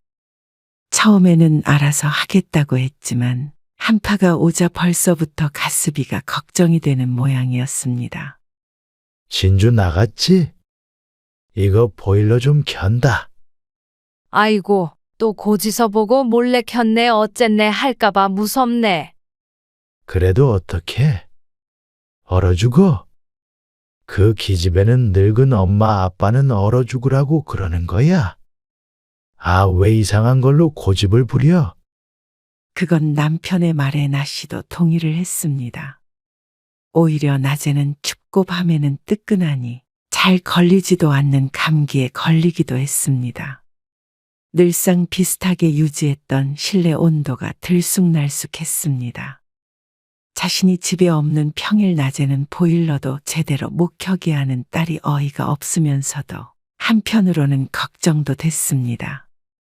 평범하게 직장에 다니고 따로 크게 돈 나갈 일도 없을 것 같은 딸이 이 정도로 돈돈거리는 걸 보면 무슨 일이 있나 하고 말이죠. 그러니까 딸에게 막 윽박을 지를 수도 없고 그냥 낮에 좀 춥게 있자 싶었습니다. 그러던 어느 날이었습니다. 갑작스럽게 아들 며느리가 집으로 찾아왔습니다. 회사 나갈 시간 아니야? 무슨 일이야? 오늘 쉬어요. 어디 좀 가는데 지나가다가 들렀어요. 이것도 좀 전해드릴 겸. 그러면서 웬 종이 가방을 건네길래 받아보니 보약 같은 게 들어있었습니다. 아버지 드리세요. 이게 웬 거야? 애엄마가 아버지 걱정된다고 그래서요. 아이고, 고맙다. 근데 집이 왜 이렇게 추워요? 보일러 고장 났어요? 아니, 고장난 게 아니라 보일러를 꺼놔서 그래. 왜요? 지금 밖에 영하 7도예요. 그래도 아내는 괜찮아. 위아래 집에서 보일러 트니까 우리 집은 별로 안 추워. 안 춥긴요. 시베리아 같은데. 그러면서 아들이 보일러 전원을 켰습니다. 혹시 가스비 같은 거 아끼느라 그러시는 거면 제발 그러지 마세요. 그러다가 병원비가 더 나와요. 그 말에 나씨도 뜨끔했습니다. 실제로 감기에 걸려서 보름 동안 고생했는데 그동안에 병원을 3번이나 갔으니 말이죠. 아이고, 알았어. 따뜻하게 살게. 걱정 마. 어차피 가스비도 진주가 낼 거 아니에요. 그러니까 걱정 말고 팍팍 틀고 사세요. 아들이 농담조로 이야기했지만 나씨는 속으로 한숨을 쉬었습니다. 바로 그 딸내미 때문에 이렇게 냉골에서 지내는 것이니 말이죠. 그렇게 아들이 돌아가고 나서 나씨는 보일러를 꺼두지 않았습니다. 그러니 딸이 퇴근해서 펄쩍 뛰며 말했습니다. 이것 봐. 또 켜놨잖아. 내가 좀 아끼자고 했잖아. 아까 네 오빠 왔다 갔어. 집이 너무 춥다고 켜두고 가더라. 아들 얘기가 나오자 딸이 뜨끔하는 표정으로 핀잔을 멈췄습니다. 딸도 이 날씨에 보일러를 가지고 뭐라고 한 것이 마음에 걸렸는지 어쨌는지 그날은 그걸로 잔소리가 끝이었습니다. 웬일인가 싶었습니다. 그런데 얼마 뒤에 이유를 알게 되었습니다. 엄마, 나 집에 휴대폰 두고 나왔거든. 돌아갈 시간이 없어서 그냥 출근했어. 거기 사진첩에 내가 뭐 캡처해둔 게 있는데 그것 좀 내 카톡으로 보내줘. 뭐? 엄마는 어떻게 하는지 모르는데. 내가 알려줄게. 일단 내 휴대폰 좀 켜봐. 회사 전화라며 모르는 번호로 나 씨에게 전화가 걸려왔습니다. 딸의 말을 들으니 딸방 이불 속에 휴대폰이 놓여져 있었습니다. 나 씨는 10분 넘게 딸과 전화로 씨름한 끝에 딸이 부탁한 일을 해줄 수가 있었습니다. 그럼 끊을게. 딸은 일이 급하다며 전화를 끊었습니다. 딸 휴대폰을 책상 위에 올려두려는데 그때 카톡하고 메시지가 울렸습니다. 미연이라고 적혀 있었는데 나 씨도 익히 아는 이름이었습니다. 딸의 친한 친구이고 딸처럼 결혼을 안 해서 나 씨가 기억하고 있었죠. 아이고, 이게 뭐야? 화면을 끄려다가 실수로 메시지를 눌렀습니다. 혹시나 딸이 기분 나빠 할까봐 싶어서 얼른 두고 가려는데 엄마라는 글자를 보고 멈췄습니다. 딸이 친구에게 보냈던 메시지였는데 나 씨 부부에 관해서 적혀 있었습니다. 이러면 안 되는데 하면서도 자신의 이야기에 읽어볼 수밖에 없었습니다. 그런데 내용이 기가 막혔습니다. 우리 집은 보일러 안 켜. 크크크. 내가 못 틀게 했어. 크크크. 웃는 글자가 난무하는 메시지에는 우리 집은 자신이 없으면 절대 보일러를 못 틀게 했다며 즐거워하는 내용이 적혀 있었습니다. 자신이 난방비를 내니 그렇게 하게 했다며 말이죠. 그 메시지를 보고는 가슴이 덜컥 내려앉았습니다. 딸이 아끼자기에 나 씨 부부도 옷을 한 겹을 더 입는 한이 있어도 그렇게 했습니다. 그런데 딸은 그걸 가지고 비웃듯이 이야기하고 있는 것 같았습니다. 자신의 오해일 수도 있지만 더 위의 내용을 읽어보니 오해는 아닌 듯 했습니다. 우리 오빠가 엄마 아빠 챙기라고 매달 돈 붙여주거든. 그걸로 공과금 내고 있어. 남겨서 내 용돈에 보태려면 낮에 좀 추워도 할 수 없지. 크크크. 나 씨도 전혀 몰랐던 내용이었습니다. 하지만 이제 생각해보니 아들이 와서 했던 말이 뇌리를 스쳤습니다. 어차피 여동생이 내는 것이기에 실컷 틀라던 그 말 말이죠. 단순히 농담이라고 생각했었는데 아들이 돈을 주고 있었던 모양이었습니다. 그러니 돈 걱정은 말라고 말을 했던 것이었습니다. 하지만 딸은 그 돈을 받고서도 나 씨 부부에게 그렇게 난리를 친 모양이었습니다. 힘들다고 난방비 아끼자고 말이죠. 용돈 얘기를 꺼내는 것을 보면 그 외에는 힘든 일도 없어 보였습니다. 단순히 정말 자신의 돈을 쓰기가 싫은 것이었습니다. 그걸 보자 나 씨는 자신도 모르게 다른 메시지까지 올려보게 되었습니다. 이런 이야기가 나온 걸 보면 부모 이야기를 처음 한 이유가 있을 테니 말이죠. 그런데 다른 메시지들을 확인하자 더 이상 휴대폰을 들고 있기도 힘들었습니다. 그 내용은 나 씨의 집에 관한 내용이었습니다. 자신은 결혼을 하지 않고 살 것이기 때문에 나 씨 부부의 집을 자신이 혼자 물려받아야 한다며 이 집에서 살다가 자연스럽게 자신의 명의로 바꿀 것이라고 했습니다. 그리고 나 씨의 아들은 딸이 적극적으로 부모를 모시겠다고 하기에 어느 정도 묵과한 상태라고 했습니다. 그러면서 부모를 부양할 마음은 없다며 나 씨까지 아프게 되면 요양원에 모시겠다며 친구와 쑥덕거리는 딸의 메시지를 보니 허탈한 기분이 들었습니다. 속이 시커먼 구렁이가 들어앉아 있는 딸이 다른 생각이 있어 나 씨의 집에 들어온 것이었습니다. 그러면서 온갖 수발까지 들게 하고 이런 이기적이고 독한 자식이 있나 싶었습니다. 나 씨는 휴대폰을 놓쳤습니다. 평범하게 잘 지내고 있다고 생각하던 딸이 내 자식이 아닌 것만 같았습니다. 애초에 순수하게 나 씨 부부가 걱정돼서 온 것이 아님은 알고 있었습니다. 좀 더 편하게 살고 싶은가 보다 하는 마음은 있었지만 노후에 부모를 내팽개치고 혼자 재산을 가져가려는 생각까지 하고 있는 줄은 꿈에도 몰랐죠. 나 씨는 당장 아들에게 전화를 걸었습니다. 너 진주한테 매달 돈 붙여주니? 네. 어머니 대신 장도 보고 하라고요. 얼마나? 60만 원씩 보내고 있는데요. 왜 그러세요? 진주가 말 안 해요? 그러면서 아버지 쓰러지고 나서 딸과 함께 의논해서 용돈을 주기로 했다고 말했습니다. 아들이 60만 원을 내는 대신에 딸은 30만 원씩 내기로 했다는데 그걸 딸이 비밀로 한 것 같았습니다. 저는 진주가 자기한테 달라고. 어머니 아버지 생활은 알아서 책임진다고 하길래 당연히 그런 줄 알고 있었어요. 그런데 그 돈을 받고도 늙고 병든 부모가 보일러도 제대로 못 틀게 했다는 건 불효를 넘어서 학대나 마찬가지였습니다. 아들도 나 씨의 말을 듣고 분개했습니다.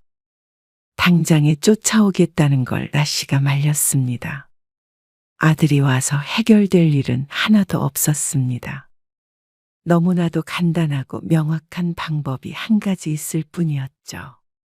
그리고 딸이 퇴근해서 돌아왔을 때 나 씨가 딸에게 말했습니다. 이 집에서 나가라. 무슨 말이야, 뜬금없이? 내 핸드폰은? 오늘 답답해 죽는 줄 알았네. 딸은 상황 파악을 못하고 태연하게 물었습니다. 나 씨는 주머니에 있던 휴대폰을 집어서 딸에게 건넸습니다. 혹시 내 핸드폰 봤어? 그러자 딸이 인상을 쓰며 물었죠. 너 네 오빠한테 매달 돈 받는다며? 그건 왜 말 안 했어? 나 씨의 말에 딸의 표정이 굳어졌습니다. 누가 그래? 그게 중요해? 오빠가 그래? 아니면 진짜로 내 핸드폰 봤어? 둘 다야. 어쩜 이런 못된 게 다 있어. 엄마 아빠 감기 걸려서 그렇게 고생한 거 뻔히 알면서 힘들다고 보일러도 못 틀게 하더니 너는 낮에는 따뜻한 사무실에서 일하고 밤에는 집에 와서 보일러 빵빵하게 틀고 자고 발 뻗고 잠이 잘 와? 그러자 딸이 입을 꾹 다물었습니다. 엄마 아빠 추위에 떠는 게 너한테는 그렇게 우스운 일이었나 보다. 아주 키득키득 웃으면서 얘기하고 있던데. 왜 남의 핸드폰을 봐? 딸은 할 말이 없는지 소리를 버럭 질렀습니다. 이제 마흔인 딸이 맞나 싶었습니다. 어쩜 어렸을 적보다도 철이 안 들어 있는지 모를 노릇이었죠. 그 돈을 받으면서도 엄마 아빠가 낮에 좀 따뜻하게 있는 게 그렇게 싫었어? 매달도 아니고 1년 중 서너 달이야. 나도 그러면 할 말 많아. 어떻게 자식이 부모 집에 사는데 관리비를 내라고 해? 다들 그냥 합쳐서 살아. 그리고 자식이 들어와서 모시고 산다고 그러면 오히려 고마워한다고. 함께 살아서 엄마 아빠가 좋은 게 뭐가 있었는데? 추워서 병나고 엄마는 너 수발 들다가 골병 나게 생겼는데. 70 넘은 부모를 이렇게 부려먹나 싶었습니다. 그래놓고는 모시고 산다는 표현을 하는 딸이 참 뻔뻔하다고 생각됐죠. 네가 우리를 모시고 살아? 입은 삐뚤어졌어도 말은 바로 해야지. 진주 네가 얹혀 사는 거잖아. 그게 그거잖아. 그리고 엄마 아빠 더 늙으면 누가 돌보는데? 나잖아. 그래. 그리고 더 병들면 요양원에나 넣어놓고 이 집은 네 앞으로 해놓으려는 거지. 그러자 뜨끔하는 표정을 짓는 딸. 숨기지 못하는 표정에 이제는 기가 차지도 않았습니다. 이렇게는 더 이상 못 살겠으니까 이만 나가라.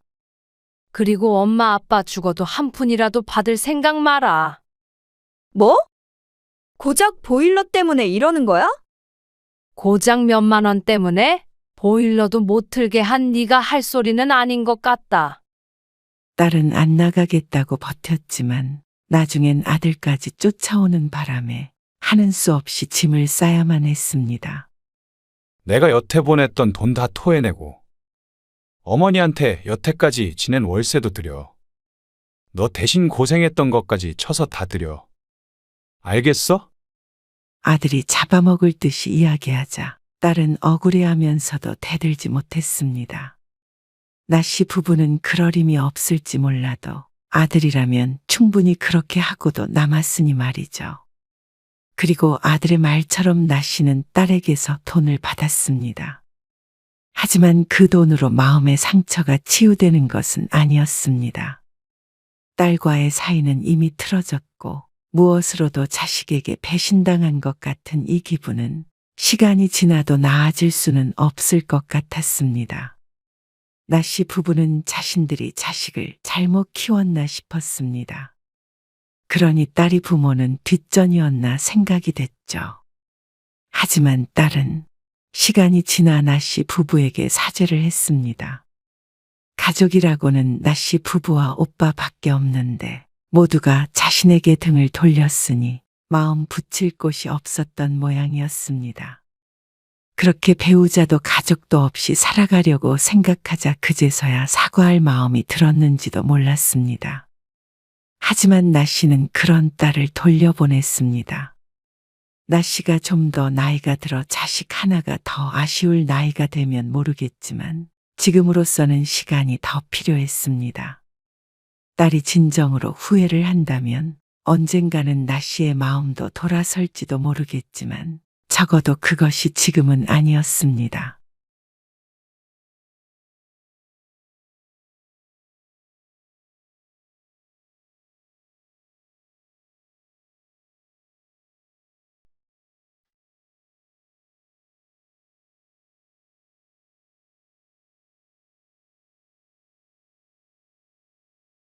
다음 명절부터는 오지 말어. 어? 그게 무슨 말이야? 다들 우리 집에 올 것 없다고. 왜? 그럼 어디로 가? 정 모이고 싶으면 너희들끼리 알아서 만나던가 해. 그럼 엄마는? 나는 그냥 혼자 집에서 쉴 거야. 갑자기 왜? 몸이 안 좋다고 말했잖아. 이제 명절에 이렇게 힘들게 보내고 싶지가 않다. 조용히 좀 쉬고 싶어. 오늘 이야기 속 주인공은 70세 김영순 씨입니다. 그리고 그녀의 세 자식들에 관한 이야기입니다. 김 씨는 명절마다 가족들이 모이는 것이 지겨웠습니다. 아니, 이제는 지쳤다고 봐야 할 것 같았습니다. 40년 동안 모여서 지지고 볶고 했으면 이제 남은 인생은 좀 조용히 평화롭게 쉬고 싶었죠. 자식들이 우르르 몰려와서 나이든 엄마를 부려먹고 저들끼리 물고 뜯지 못해 안달이었습니다. 그러면서 왜 매번 이렇게 찾아오는지 몰랐습니다. 요즘은 명절엔 여행도 가고 따로 지내기도 한다던데 왜 그러라고 해도 말은 안 듣는지 이해가 안 갔습니다. 3, 4, 5 모여서 맛있는 것 먹고 노는 게 좋다는데 명절이 지긋지긋한 사람은 김 씨뿐인가 싶었습니다. 오지 말라고 해도 찾아오니 차라리 김 씨가 집을 비우는 게 확실할 것 같았습니다. 그래서 김 씨는 바라던 대로 아주 조용하고 아는 사람이 아무도 없는 그런 한적하고 평화로운 곳으로 가버리고 싶었습니다. 명절마다 말이죠. 김 씨는 평생을 명절 때문에 고생했습니다. 결혼하자마자 시작된 명절 지옥에 40년 동안 갇혀 있었다고 봐도 무방했습니다. 시부모님을 모시고 살았고 시아버지는 89세까지 사셔서 불과 몇 년 전까지만 하더라도 시집 식구들이 다 김 씨의 집으로 모였습니다. 김 씨의 남편이 장남도 아니었는데 김 씨는 맏며느리 노릇을 몇십 년간 해온 셈이었죠. 그리고 자식들도 그런 김 씨를 보면서 자랐습니다. 그러면 김 씨가 얼마나 고됐는지 충분히 알 법도 한데 막상 남편이 세상을 떠난 뒤 차례를 없애버리고 나니 김 씨가 이젠 자신들 수발을 들길 바라는 것 같았습니다. 아직도 그렇게 기침을 해? 계속 그런 건 아니고 가끔 해. 병원에는 가봤어? 별 문제 없다는데 뭘. 그거 코로나 후유증 아니야? 모르겠다. 그런가 저런가? 요즘 자주 기운도 빠지고 그런다면서. 이러다가 큰일 나는 거 아닌가 몰라? 이 나이 되면 안 아픈 데가 없지 당연히. 큰 병 걸린 것도 아니라는데 뭘. 그래도 건강 잘 챙겨? 언니는 자식이 셋이나 되는데 누구 하나 챙기는 애들이 없어? 바쁘겠지. 아무리 그래도 엄마 병원에 데려다 줄 시간도 없어? 아, 택시 타고 가면 되는데 뭘. 너도 안 와도 된다니까 그러네. 그냥 근처에 지날 일이 있어서 온 거야. 전화 통화를 하다가 병원에 간다는 말에 근처에 사는 여동생이 데려다 주겠다며 찾아왔습니다. 하지만 아무리 그래도 내 자식 흉을 보는 걸 듣고 싶지는 않았습니다. 하지만 여동생이 틀린 말을 한 것은 아니었습니다. 자식이 셋이나 됐지만 다들 먹고 살기 바빠 김 씨가 언제 병원을 가는지도 몰랐습니다. 김 씨는 젊었을 적에 고생도 많이 했고 오랫동안 식당도 운영하며 몸을 많이 써서 그런지 안 아픈 곳이 없었습니다. 허리, 무릎, 손목, 어깨, 그리고 무엇보다도 전염병이 유행할 때 알았던 후유증인지 모르겠지만 그때 이후로는 면역도 많이 약해져 있는 것 같았죠. 그래서인지 조금만 무리하면 지치고 힘들었습니다. 일을 하고 있는 것도 아니니 이제 와서 무리할 일이라는 것은 가족 행사밖에는 없었습니다. 하지만 몸이 안 좋으니까 집에 손님이 와도 달갑지 않았습니다. 그래서 여동생을 비롯한 친척들은 집에 들이지 않은 지 오래되었고 이제는 자식들만 드나들었습니다. 마음 같아서는 자식들도 가끔만 봤으면 했지만 어버이날, 생일, 제사, 무슨 날이 이렇게 많은 줄 몰랐죠. 시부모님의 제사는 장남인 시숙이 가지고 갔고 남편의 제사는 간소화해서 자식들만 모여서 조촐하게 지냈습니다. 그냥 명절과 똑같이 모여서 밥 한 끼 먹는 정도였습니다. 처음엔 반대하던 아들들도 며느리들의 성화에 모시겨서 김 씨의 뜻대로 하기로 했죠. 엄마, 어디세요? 지금 병원에 왔어. 네 이모가. 아, 집에 언제 가시는데요? 아들은 김 씨의 말은 듣지도 않고 자기 할 말만 해댔습니다. 김 씨가 병원에 가든지 오든지는 상관이 전혀 없어 보였죠. 글쎄. 1시간쯤 있다가 가겠지. 왜? 그러자 한껏 짜증을 내면서 불만을 토로했습니다. 진짜 스트레스 받아서 미칠 것 같아요. 왜 그러는데? 애들 좀 맡길게요. 또 그런가 싶었습니다. 또 싸웠어? 싸운 게 아니라 뭐가 마음에 안 찬다고 또 쪼르르 처가에 가버리잖아요. 갈 거면 애들도 데리고 가던가 해야지. 주말에 출장 간다고 분명히 얘기했는데 그래서 주말에 맡긴다고. 지금 제가 애들 데리고 엄마 집으로 갈게요. 그리고 일요일 저녁에 데리러 갈게요. 주말 내내 둘을 봐달라는 말을 너무나도 당연하다는 듯이 하는 아들. 나도 그러고 싶은데 몸이 안 좋아서 병원에 왔다니까 그러네. 특별히 아픈 데는 없으신 거 아니에요? 그냥 기운이 없으시다면서요. 그러니까 기운이 없는데 내가 주말 내내 어떻게 애를 봐. 현수 엄마랑 잘 말을 해봐. 그게 됐으면 엄마한테 전화를 안 드렸죠. 제가 놀러 가는 것도 아니고 일하러 가는 거예요. 일단 이번 주만 좀 봐주세요. 애엄마가 다음 주에는 오겠죠. 그러면서 한숨을 푹푹 쉬는 아들. 당장 출장을 간다는데 애들만 집에 둘 수는 없는 노릇이었습니다. 김 씨의 사정은 사정이고 말이죠. 일단 알았다. 금방 못 들어갈지 모르니까 지금 바로 오진 말고 조금 있다가 와. 알겠어요. 그런데 진료를 받고 약을 받는 중에 아들에게서 계속해서 전화가 왔습니다. 언제 오세요? 지금 집에 들어와 있는데. 뭐? 조금 나중에 오라고 했잖아. 집에 들어가려면 30분 정도 걸려. 아, 저 가야 된다니까요. 그러면 병원에 와서 모든 걸 다 내팽개치고 가야 하는 것인지 몰랐습니다. 잠깐만 기다려. 지금 약 받고 있으니까 얼른 택시 타고 갈게. 바빠서 그런데. 그럼 애들 놓고 갈게요. 뭐? 애들만? 잠깐은 애들끼리 있을 수 있어요. 그러더니 김 씨가 미처 대답하기도 전에 끊어버리는 아들. 둘 다 초등학생이긴 했지만 불안해진 마음에 급하게 택시를 타고 집으로 돌아갔습니다. 정신이 하나도 없었습니다. 몸이 아파서 병원에 갔는데 거의 뛰어다니다시피 해야 했죠. 그렇게 돌아와서 애들을 봐주고 있는데 갑자기 비밀번호를 치는 소리가 들렸습니다. 웬일로 왔어? 안으로 들어오는 딸을 보며 김 씨가 묻자 딸이 혀를 차며 말했습니다. 오빠가 또 애들 던져놓고 갔어? 또 새언니랑 싸웠대지?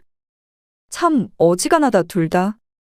그러는 넌 왜 말도 없이 온 거야? 손주들 뒤치다꺼리 하느라 빠졌던 기력이 딸을 보자 더 떨어지는 것 같은 기분이 들었습니다. 반찬 좀 싸가려고 왔지. 요즘 몸살 와서 병원 다니고 하느라 새로 반찬 하지도 못했어. 장도 못 받고 병원엔 왜? 몸살 온 것 같다니까. 정말? 왜 자꾸 그래? 더 큰 병원 가봐야 하는 거 아니야? 그나마 딸이라고 아들보다는 더 김 씨의 건강을 챙기는 것도 같았습니다. 그런데 결국은 딸도 자기 입속을 챙기려고 온 것이었습니다. 그럼 내가 지금 장 봐올 테니까 좀 만들어줘. 반찬? 지금 반찬 하게 생겼니?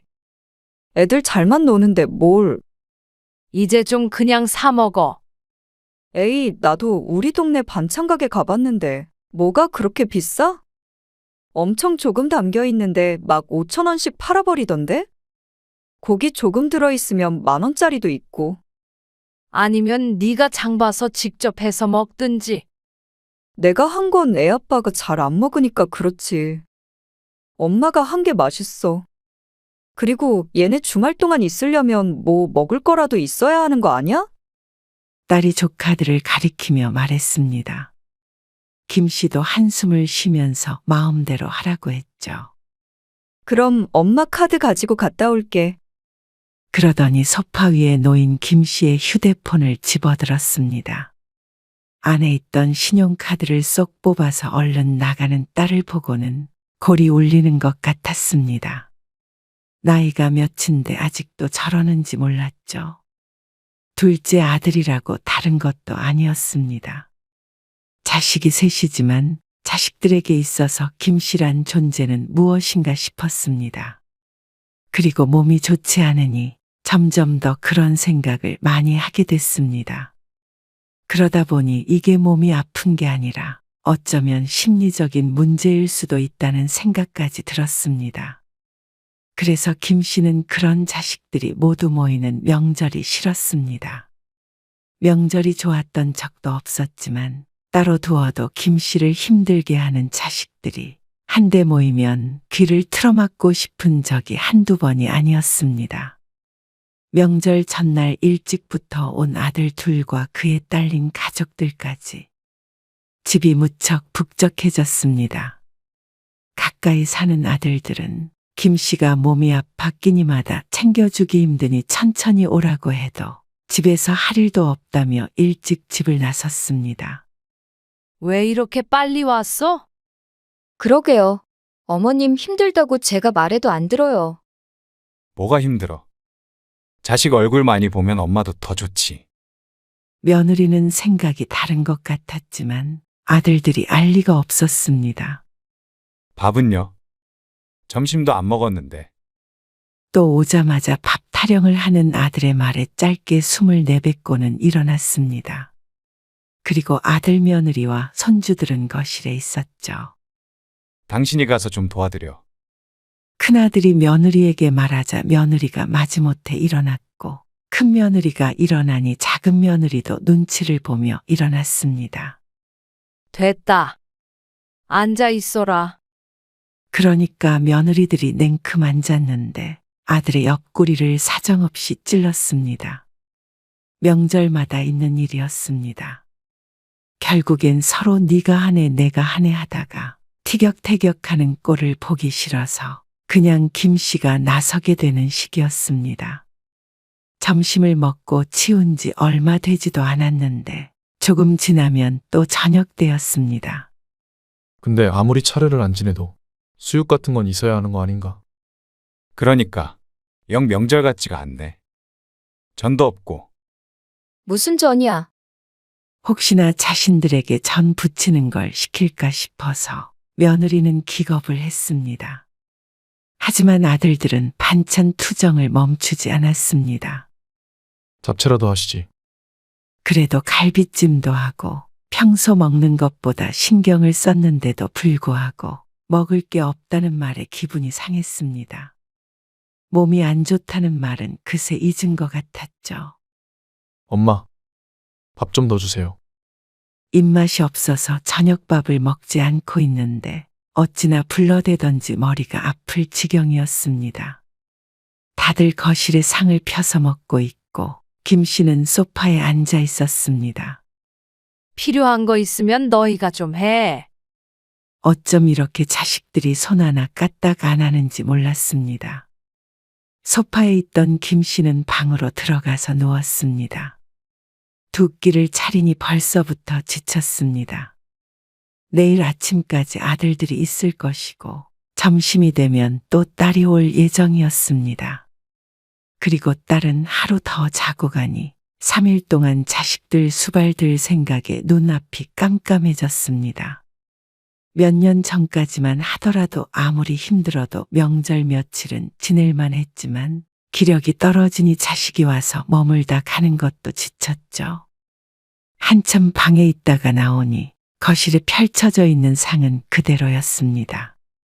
이제는 술판이 벌어진 듯 했는데 배부른지 손도 안 대고 있는 음식들은 누구 하나 치울 생각이 없어 보였습니다. 그리고 쨍그랑하며 그릇이 바닥을 떨어졌습니다. 상원아? 움직이지 마. 며느리가 그릇을 깨먹은 손주를 다그쳤습니다. 며느리 둘이서 손주들을 단속했고 김씨가 쪼그려 앉아서 그릇 조각을 치웠습니다. 그러니까 뛰어다니지 말라고 했잖아. 진작에 상 좀 치우고 있지 그랬어. 아직 먹고 있어요. 이미 상을 차린 지가 2시간이 훌쩍 넘어 3시간 가까이 되고 있었습니다. 상 한켠에서 맥주만 마시고 있는데 치우고 먹을 생각은 않고 푹 퍼져 있었습니다. 김씨가 그릇 조각을 치운 뒤 혼자서 상을 후딱 치웠습니다.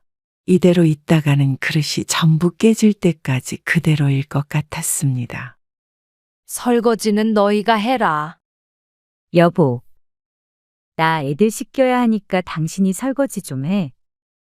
작은 며느리가 말하자 아들이 마지못해 자리에서 일어났습니다. 그리고 30분쯤 있다가 부엌에 들어가 봤는데 참 가관이었습니다. 얼마나 설거지를 대충 해서 엎어놨는지 눈으로 대충 보아도 기름이 번들번들했습니다. 내일 다시 밥을 차리려면 결국엔 꺼내서 김씨가 다시 닦는 수밖에 없었습니다. 아들이 못한다고 며느리를 시켰다가는 무슨 원망을 들을지 몰랐습니다. 다음에는 밥은 나가서 좀 먹고 와라. 아니면 명절 당일 아침에 오던가. 명절에 문연 식당이 많지 않죠. 근데 왜 자꾸 늦게 오라 그러고 나가서 사 먹으라 그러고 그러시는 거예요? 저희 때문에 불편하세요? 아들이 무척 서운하다는 듯이 물었습니다. 불편한 게 아니라 힘들어서 그렇지. 밥만 차려주시면 알아서 있는데 뭐가 힘들어요. 그 밥 차리는 것이 얼마나 힘든지는 생각해 본 적도 없는 아들들이었습니다. 늘 하시던 거잖아요. 이제 와서 왜 이러냐는 식이었습니다. 하지만 김씨는 늘 하던 거라 이제는 더 이상 하고 싶지 않았습니다. 자식들 이부자리까지 봐주고 다음날 아침에 떡국까지 차려주니 이제 좀 다들 갔으면 했습니다. 그래서 딸이 오기 전까지만이라도 좀 조용히 누워서 쉬고 싶었습니다. 그런데 딸이 생각보다 일찍 찾아왔습니다.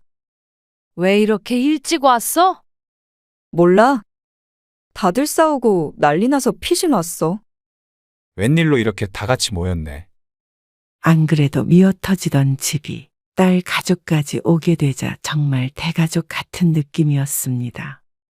좁은 집이 시장통이 되어버렸죠. 점심들 먹고 가.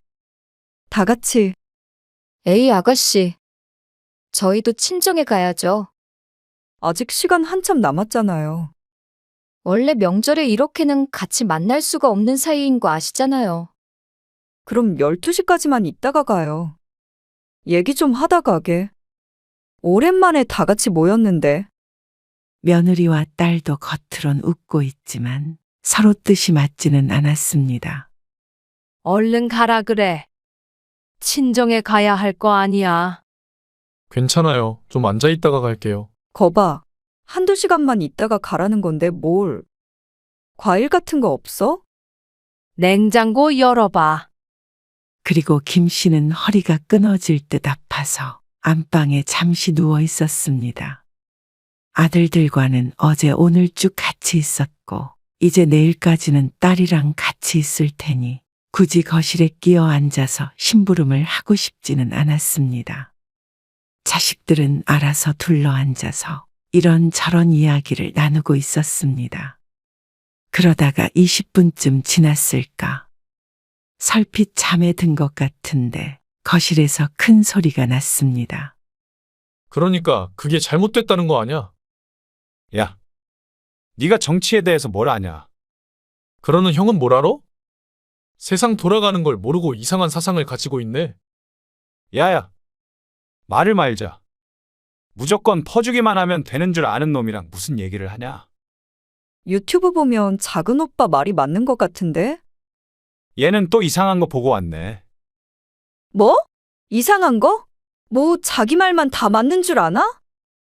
전에는 안 그러더니 요즘엔 이렇게 정치 얘기를 많이 나누는 듯 했습니다. 서로 누가 맞다 틀리다 하며 언성을 높이는데 조금 있으면 멱살이라도 잡을 기세였습니다. 아이고 그만들 해. 김 씨가 더는 쉬지 못하고 거실로 나갔습니다. 정말 엉덩이를 들썩들썩하며 목에 핏대를 세우던 아들들이 그제서야 멈췄습니다. 아니, 이 자식이 헛소리를 하니까요. 뭐? 이 자식? 또 적어봐라. 눈 부라리는 거. 버릇없는 놈이. 그만들 하라니까? 그 옆에서 며느리들은 혀를 차면서 고개만 절레절레 젓고 있었습니다. 이제 그만들 가. 잠깐만요. 10분만 있다가 갈게요. 이런 것을 보면 명절이라는 것이 참 이상한 것 같았습니다.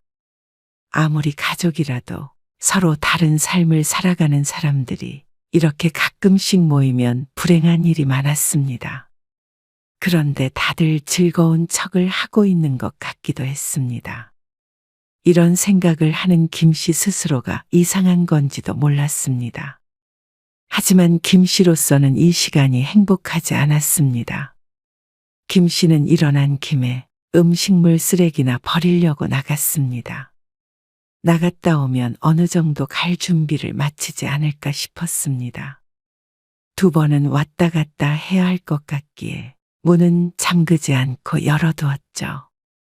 그리고 몇 걸음 걷다가 작은 박스도 함께 버릴까 하고 뒤를 돌았습니다. 그런데 정치 얘기를 하던 자식들이 이제는 김 씨 얘기를 하고 있었습니다. 자신도 모르는 사이에 걸음을 멈춘 김 씨는 그 얘기를 가만히 서서 들었습니다. 엄마 저렇게 자꾸 아파서 어떡해?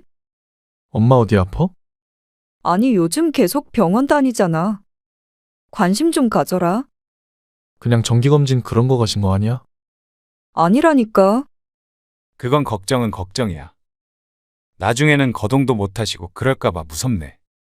어제부터도 계속 누워있던데. 그러게. 나도 어머님 조금 걱정되더라. 며느리도 옆에서 말을 거들었습니다. 그런데 이렇게 걱정됐는데도 어제 오늘 내내 아픈 사람을 부려먹었는지 의아할 정도였습니다. 거동을 못할 정도 되면 혼자 두질 못할 거 아니야. 그러면 어떡해?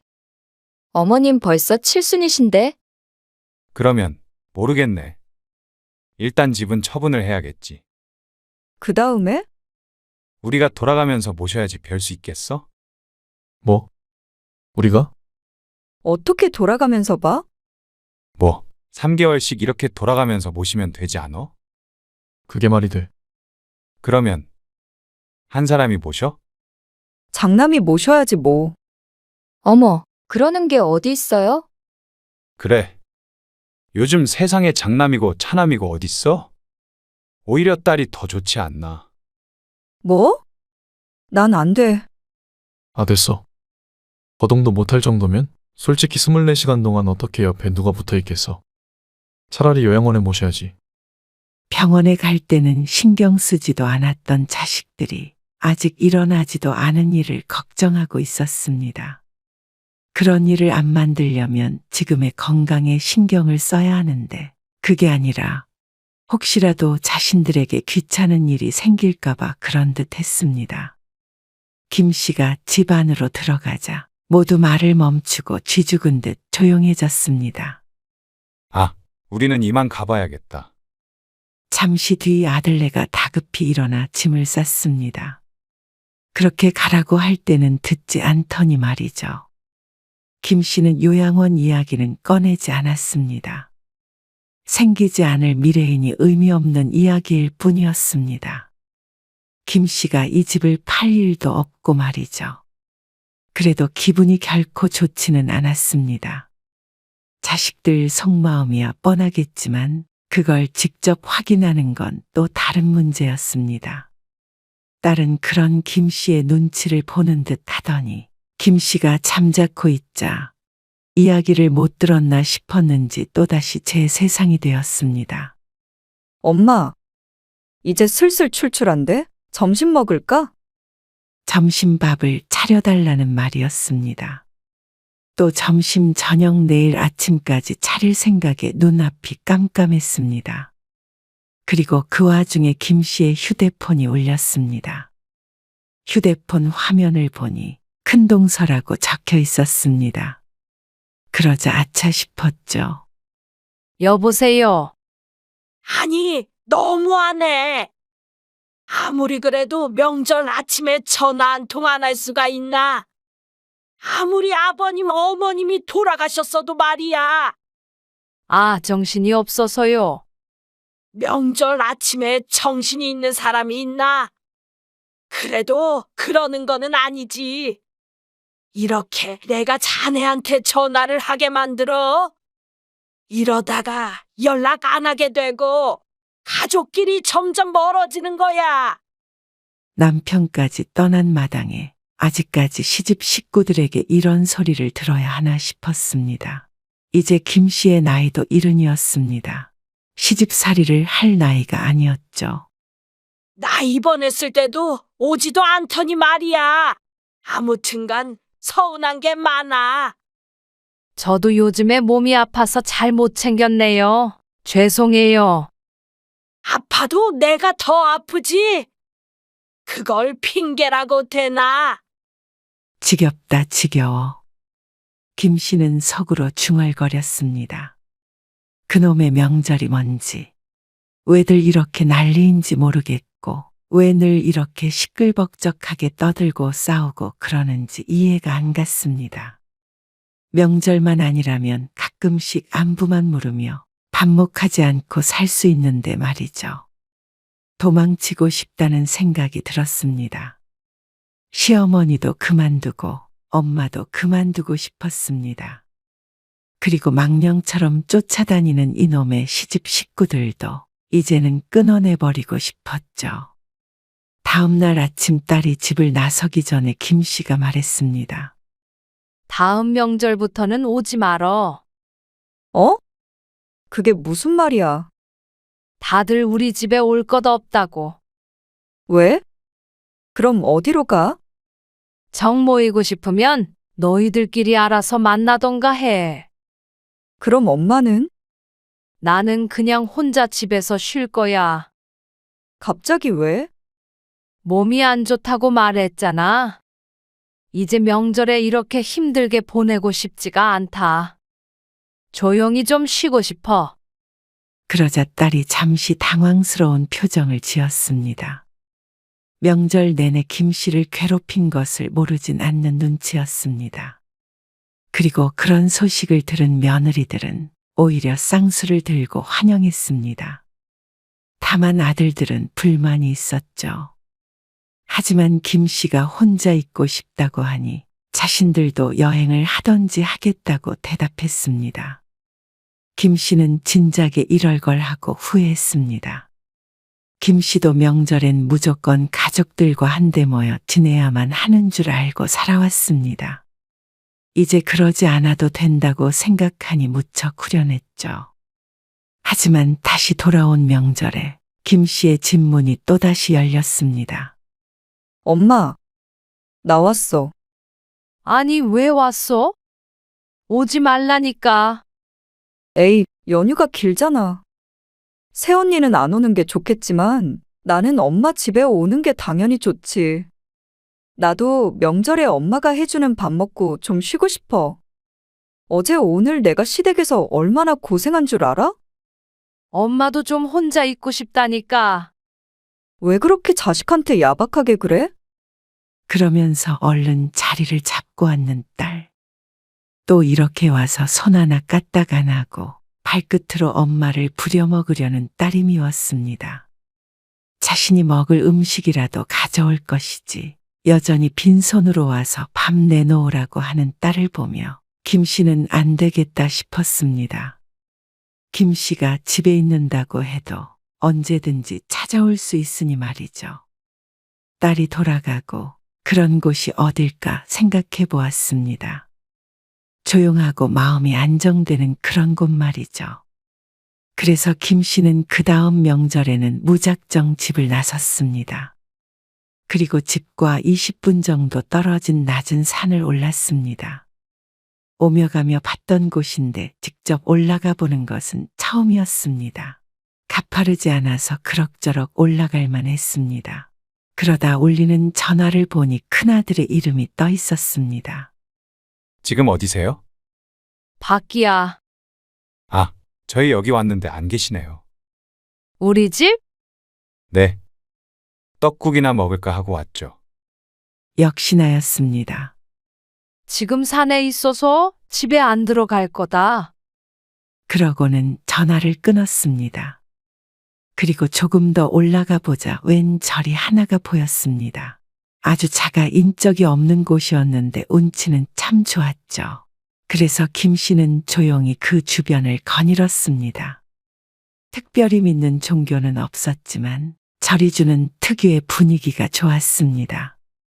이토록 차분하고 고요한 명절은 처음인 듯 했습니다. 어쩌면 그 긴 시간 동안 명절에 집 한번 못 비워보고 살았나 싶었습니다. 여행 한번 가본 적 없고 말이죠.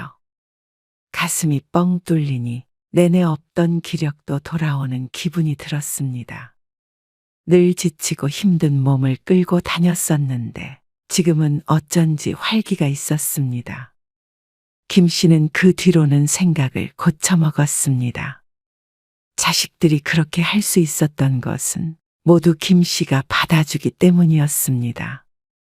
일단 집 비밀부터 바꾸고 원치 않을 때는 아무리 자식이라도 집에 들이지 않았습니다. 특히 손주는 돌봐주지 않았죠. 처음엔 당황하던 자식들도 김 씨가 받아주질 않으니 억지로 들이닥치지 못했습니다. 애를 맡기러 데리고 와도 문전박대를 당해버리니 여러 번 같은 일을 반복하지는 않았죠. 그러니 평화가 찾아왔습니다. 이제 명절마다 집을 비우고 절에 올라가서가 아니라 김 씨가 단호하게 자식들을 끊어내니 마음에 병이 들지 않았고 손주 봐준다고 밥 차려준다고 고생하지 않으니 몸도 덜 아팠습니다. 진작에 이랬다면 참 좋았겠지만 늦었다고 생각할 때가 가장 빠르다는 말이 있었죠. 그러니 앞으로 김 씨는 자신만 생각하며 살기로 했습니다. 건강 잘 챙겨서 나중에 자식들에게 아쉬운 소리 하지 않도록 하고 자식을 위해 더 이상 희생하지 않기로 결심했죠. 그러니 오히려 자식들과도 불화가 없었습니다. 자식들도 한데 모이는 일이 없으니 싸울 일도 없었습니다. 이래서 요즘엔 다들 명절에 여행들을 가는가 보다 하고 김 씨는 오늘도 산에 올랐습니다.